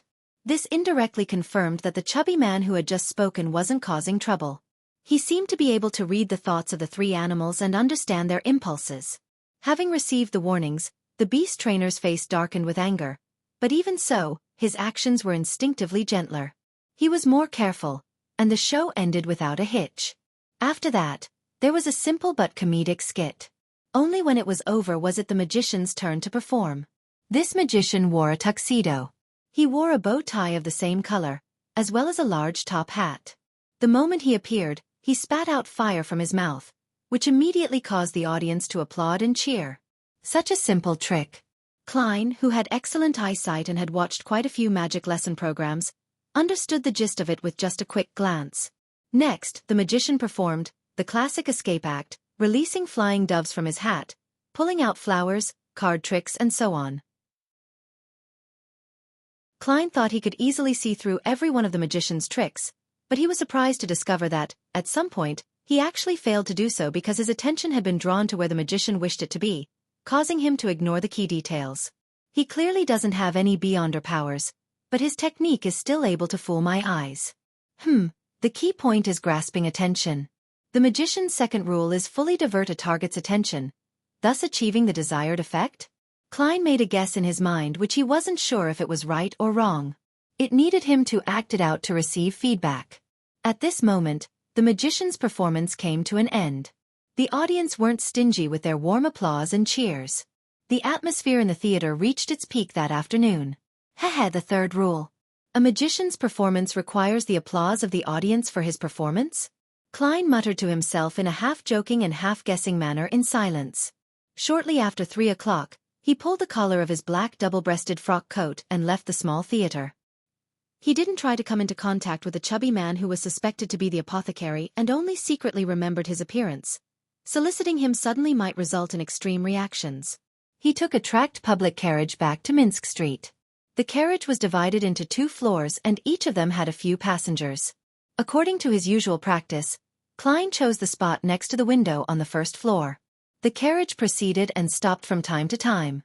Klein, who had half closed his eyes to recall the inspiration he had just had, suddenly felt his heart palpitate.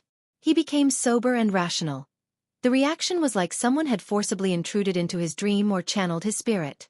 At this moment, he clearly knew that he was no longer in the real world. As someone rich with experience, he pretended to be unconcerned.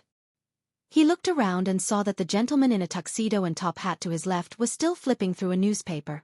There were 2 children who were being reprimanded by a vexed woman in a light blue dress for being disobedient troublemakers. Beside her, people were chewing on bread or drinking tea that they had brought with them. Everything was the same as before. However, when Klein quietly activated his spirit vision, these passengers didn't emit any of the corresponding auras or emotions. They don't have ether bodies. They're clearly talking, eating bread, and reading newspapers, but none of them have any signs of life. Is this an illusion, or did they just suddenly die and are just moving according to the inertia of their lives? Klein tried to remain calm as he looked out the window and saw carriages and pedestrians passing by. It was still an afternoon scene. However, they also have no aura colors.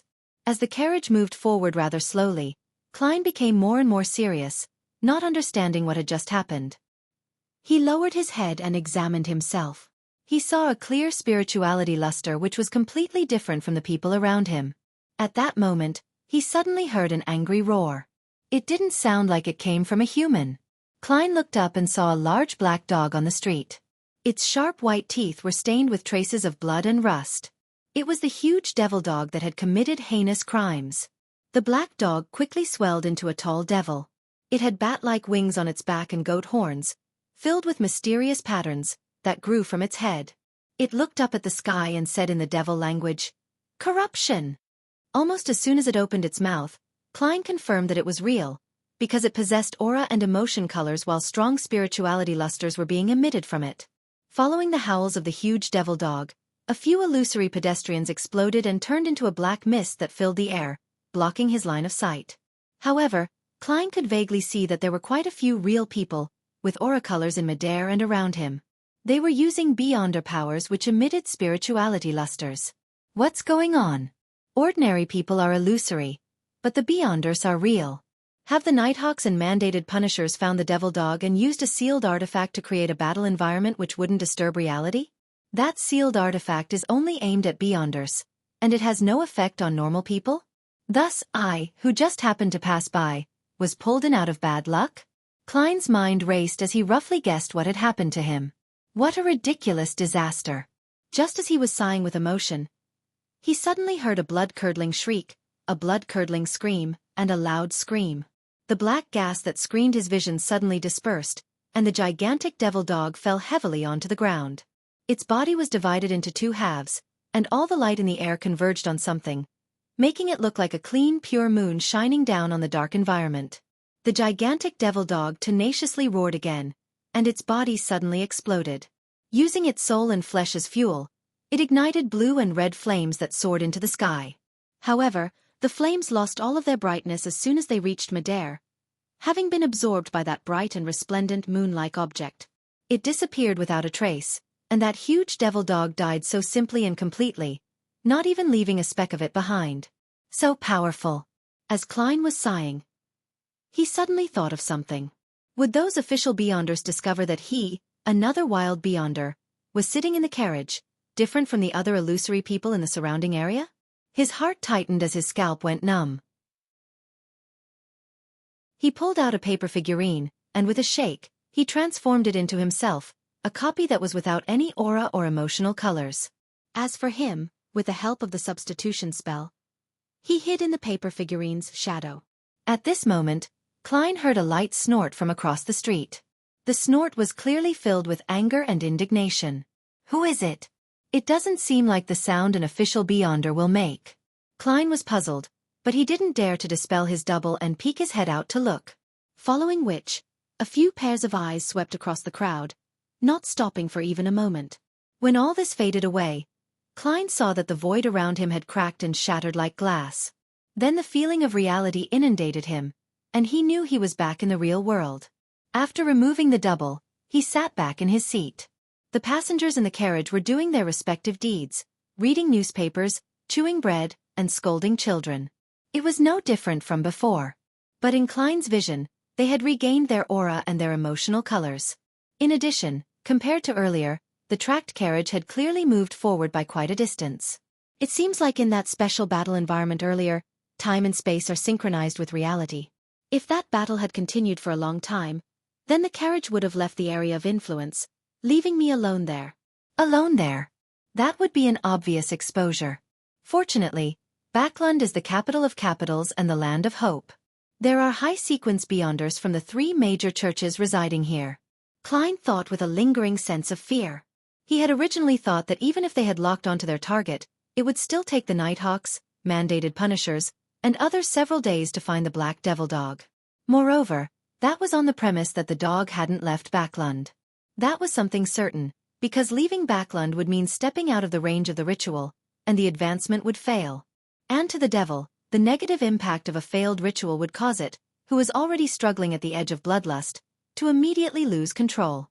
Who would have thought that just after 1 night and half a day, the gigantic devil dog would be discovered, executed, and cleansed? Terrifying. This is Backlund.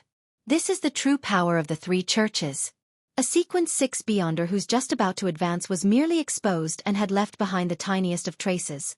Yet he was quickly found and killed so easily. This is a devil that can sense danger ahead of time. From the looks of it, some sealed artifact perfectly hinders this trait. In the future, I must be even more careful. Klein felt that he had learned a great lesson. At this moment, he remembered the strange snort he had heard earlier. It seemed to be the companion of that gigantic devil dog? Its master? He was actually not discovered. Perhaps the final explosion of the gigantic devil dog was secretly orchestrated by him. Of course, it's also possible that he's a member of some secret organization that is unsatisfied with the official Beyonders. Klein abruptly looked out the window on the opposite side of the carriage. All he saw were people walking past looking ordinary. They either wore tweed coats, half-top hats, or bright long skirts. He couldn't tell if there was anything wrong with them.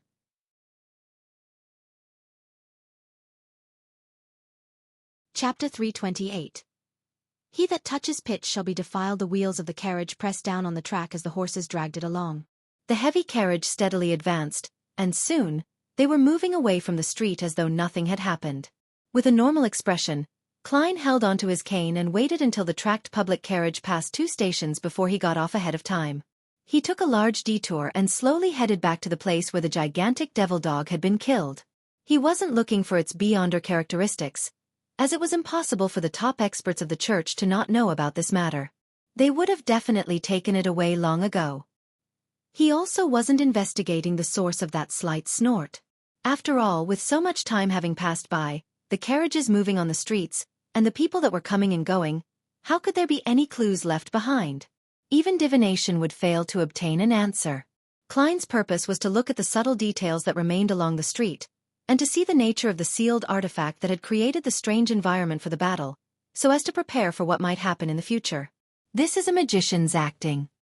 He sighed silently as he walked under the gray sky, along the edge of the street which was marked by the gas lamps.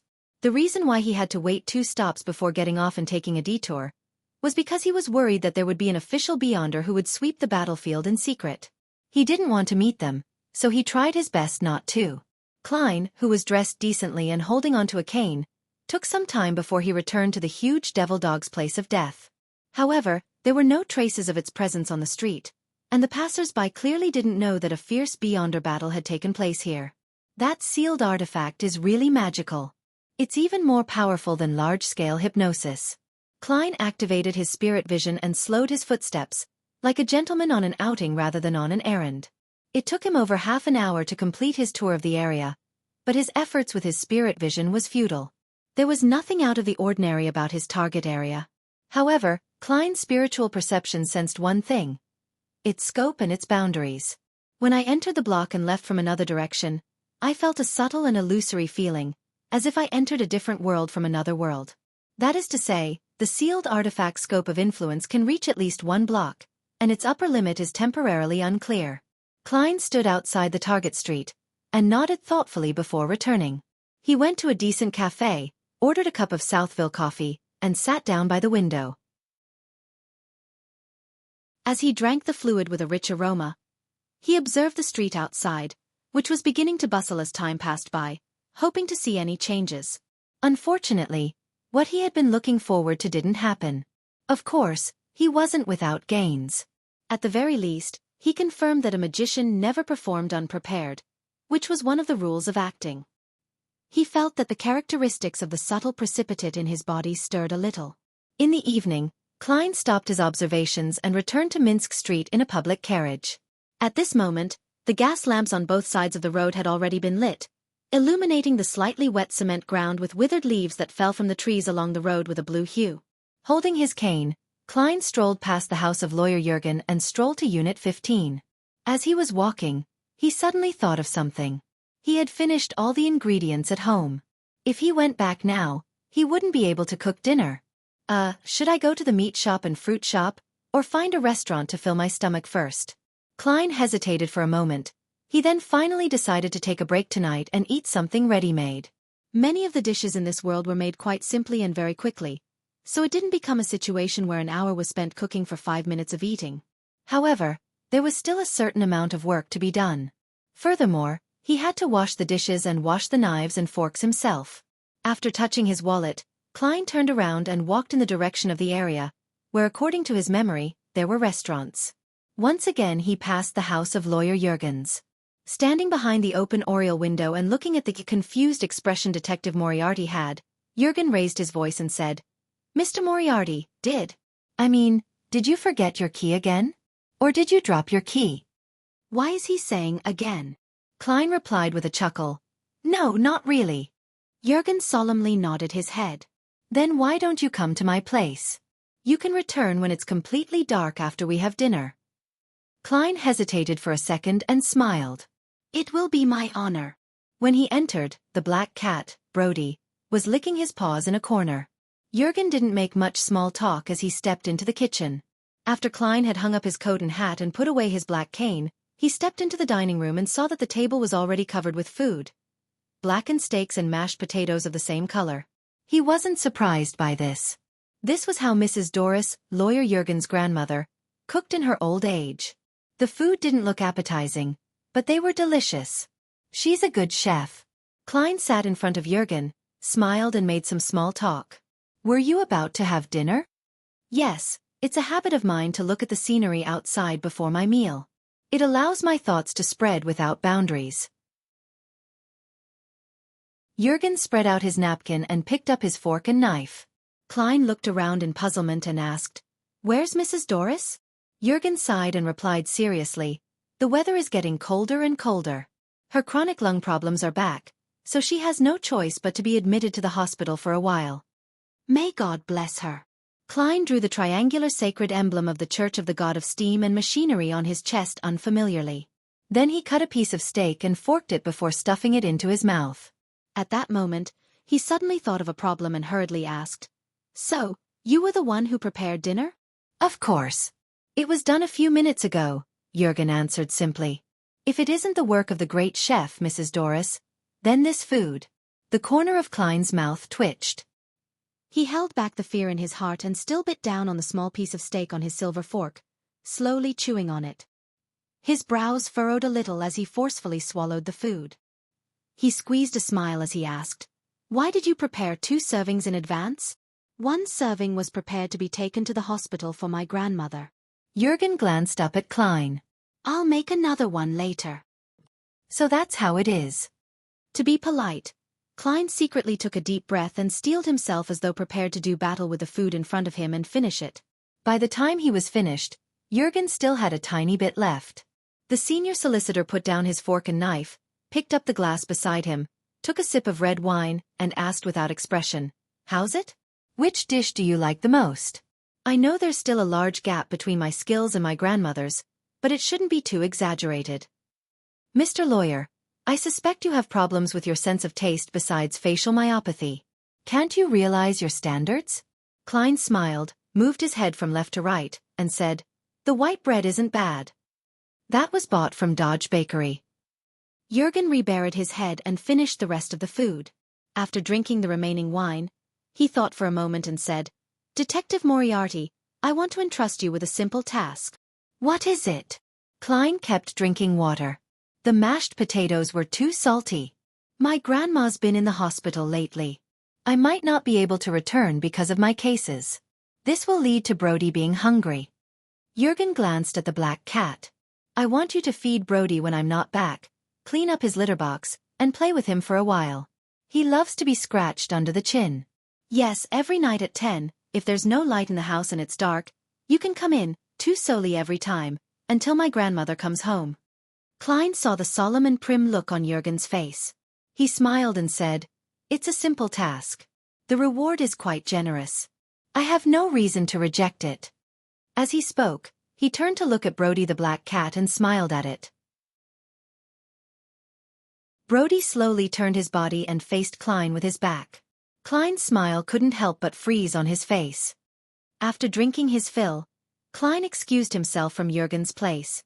He strolled back to his rented house in the completely dark streets. By this time, the people who had finished their work had already returned home and were enjoying their dinner. There were very few pedestrians on the streets and not many carriages. It was very quiet. Walking under the light of the gas lamp, Klein, who had no urgent desire to return, slowed down. So did the black shadow at his feet.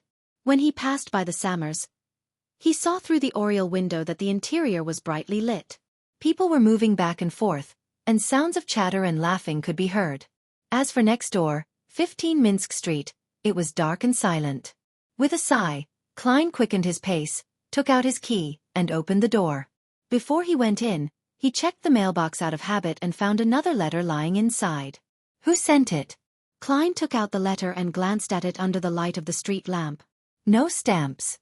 It looks like Isengard Stanton's handwriting. He nodded slightly, went inside, closed the door, switched on the light, and opened the letter. The great detective Isengard said in the letter, "I'm very pleased to inform you that the murderer has been found and killed on the spot. The police think that our work is worth at least half the bounty. They should be disbursing it to me this week. When that happens, I will invite you and our other friends to come over and share this bounty." Isengard received the news so quickly? He sure has a close relationship with the Backlund police. Oh, it's without a stamp. That means that he got someone to deliver it directly. The Lone Kingdom's postal system isn't that efficient. How could a letter sent in the afternoon arrive in the evening? Klein sighed, put down the letter, and got ready to change into a new outfit before heading out. With the serial murders out of the way and the situation in Backlund easing, he could try to do a couple things. For example, find Casper's at the Bravehearts bar and contact Merrick to see if the Beyonder who could control zombies and Miss Sharon had any books regarding mysticism. If my guess is right, they should be the defectors of the Rose School of Thought.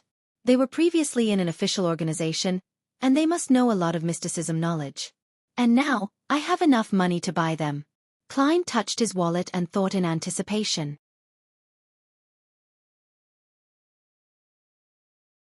Chapter 329. Claw marks Backlund Bridge area. Bravehearts bar. Klein pressed down the cap on his head, carefully protecting the wallet in the inside pocket of his grayish-blue worker's jacket. He walked around the customers who were surrounding the boxing ring and headed for the bar. On the way, he looked around and didn't see the black market arms dealer, Casper's Kalinin. He's either playing cards or playing billiards. Klein nodded to himself, sat down at the bar and said to the bartender, "Half and half." He had seen someone drink this type of alcoholic beverage the last time, and he felt that it likely suited his palate. At least it's better than pure malt beer. Klein thought to himself. The bartender raised his head and glanced at him. "Which two alcohols do you want mixed?" "Different choices, different prices." The typical one will do." The last time he saw someone drink it, the person had used alcohol of the worst quality. The whole glass of half and half was only worth 2.5 pence. 4.5 pence. The bartender watched as Klein arranged the brass coins on the bar and then went back to mixing. He said in passing, "You here for Casper's?" "He's not here anymore. His business has been snatched." "Huh." Klein didn't expect such an answer. Before the bartender could reply, a man with a protruded mouth next to him laughed and said, "Yes, we've chased Casper's away." "Heh, how can a lame old man like him do such a business? If you have anything you need, feel free to come to us. Find our boss." A gang war? Klein subconsciously came up with this idea, wanting to reject the man's suggestion. However, he soon thought of another possibility. Could it be that the Rose School of Thought has deliberately sought out a gang to suppress Casper's so as to force Merrick and Miss Sharon to jump into a trap? Yes, it's quite possible. Casper's had been working here as a black market arms dealer for a long time. He's definitely not someone who can be chased away just like that. A while ago, because of the series of murders, the atmosphere in the whole of Backlund was rather tense, and the Rose School of Thought or other hidden factions wouldn't dare to recklessly kill and use spirit mediumship on Merrick and Miss Sharon, even if they found them. This would result in a lot of bloodshed, and since they obviously only have a few suspects, and are unable to confirm anyone else having a way to contact Miss Sharon and Merrick for the time being. Klein swallowed the words he was about to say and asked instead, "Can I first get a quote before deciding whether to purchase?" He planned to observe the faction made up of ordinary people who had taken over Bravehearts Bar's black market. If he discovered any problems, then he could use them as a favor to give to Casper's, Sharon, and Merrick. In any case, Klein didn't want any conflict. He only planned on observing via normal processes, so there was no risk. "Yes, the only requirement is..." The man made a zipping motion with his hand in front of his protruding mouth. "No problem." As soon as Klein answered, he saw the half and half in front of him, and the copper coins had been taken away by the bartender. Without any intention of wasting it, he tipped his head and drank it. His brows gradually furrowed. "It's not what I thought it would be. The taste of the spirit is too heavy, the grape flavors are too mild." Klein put down his glass and followed the man to the third billiard room where Casper's used to stay in. When he was about to reach the door, he suddenly thought of something. "As someone who doesn't know much, even I can guess that this is a trap."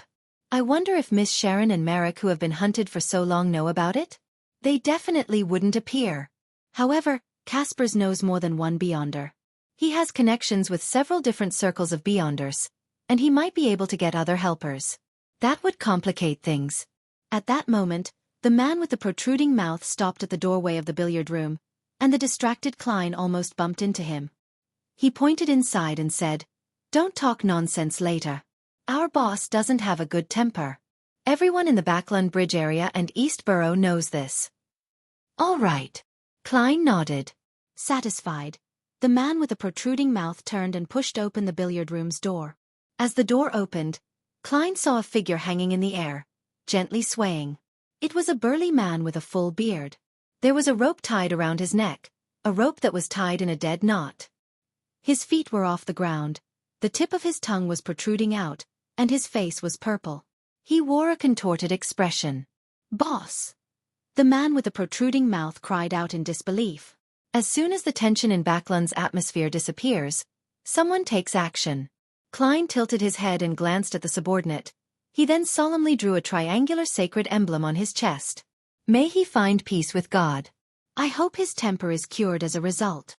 The man with the protruded mouth didn't even hear what he said. He suddenly shouted, "Boss! Murder! Boss is dead!" Klein took 2 steps back as a result of the loud and shrill voice, and he also activated his spirit vision to take a look inside the room. There was nothing special other than the scattered billiard balls all over the place. Did a Beyonder from Caspers do it? What would the faction who planted the trap do? If there was actually such a trap? Klein quietly moved away and slunk away into the crowd when the other gang members swarmed over. He glanced at the kitchen of the Bravehearts bar and, with some thought, went over and familiarly passed through to the back door. As soon as he pushed open the not-so-heavy wooden door, Klein felt a cold wind blowing against him which caused him to shiver. And amidst the cold wind was the faint smell of blood. He listened for a moment but saw nothing. He took out his penny and flicked it up. The landing sound was cut off by the wind, and Klein looked down at the copper penny in his palm, confirming that it was heads. Putting the coin away, he carefully walked forward, heading in the direction that his spiritual perception told him to. He walked to a dark corner where there wasn't any illumination from the street lamps. The smell of blood suddenly became stronger. With the help of the weak moonlight that penetrated through the clouds, Klein almost gasped when he saw what was in front of him. The floor here was littered with bloody thighs, calves, boots, ribs, a heart, arms, eyeballs, and other human parts. On the wall hung a portion of pale red intestines. The background was a large patch of bright red with milky white markings. Seeing this, Klein felt like he was looking at a slaughterhouse specially prepared for humans. Is the murderer afraid that the Nighthawks, mandated punishers, and the others are too idle? This is so exaggerated that the police would immediately transfer the case to them. Klein muttered in his mind to resist the discomfort caused by the scene. He walked around the blood and approached the opposite wall. To his surprise, there were quite a few deep scratches. It was like a thick and sharp claw that forcefully scratched out a mark. The claw is similar to the one the devil dog had after its transformation. Could it be that there's another one? Could it not be dead yet? No, I know what's going on. Klein suddenly came to a realization. The deceased must be the Beyonder who killed the bar's gang leader. He was finished off by the faction who had set the trap. According to Little Sun's description, I've always suspected that the faction is the Rose School of Thought because they grasped the prisoner pathway, which is also the mutant pathway. And one type of mutant was the werewolf. This was in line with the traces of the crime scene before him. It also indirectly proves that Miss Sharon and Merrick are defectors of the Rose School of Thought. Klein calmly retreated out of the scene, one step at a time. During this process, he confirmed that there weren't any Beyonder characteristics present. Of course, it was possible that it hadn't appeared yet. Then he turned and walked towards another street, intending to get someone to inform the police, lest such a scene frighten the commoners and make them suspect that Backland had been infiltrated by some ferocious beast. Because he didn't want to get into trouble over greed, Klein didn't wait for the possibility of a Beyonder characteristic appearing. Just as he reached the end of the alley, he suddenly saw a brown carriage slowly approaching in the night. The carriage didn't continue to move forward like the other carriages. Instead, it stopped right in front of Klein. Klein narrowed his eyes as he prepared to do battle. However, Whether it was his spirituality intuition as a seer or the battle sense of a clown, neither of them gave him a warning. At this moment, the window of the carriage was opened, revealing a pale face which wore a hint of madness to it. Its brown eyes seemed to conceal deep malice.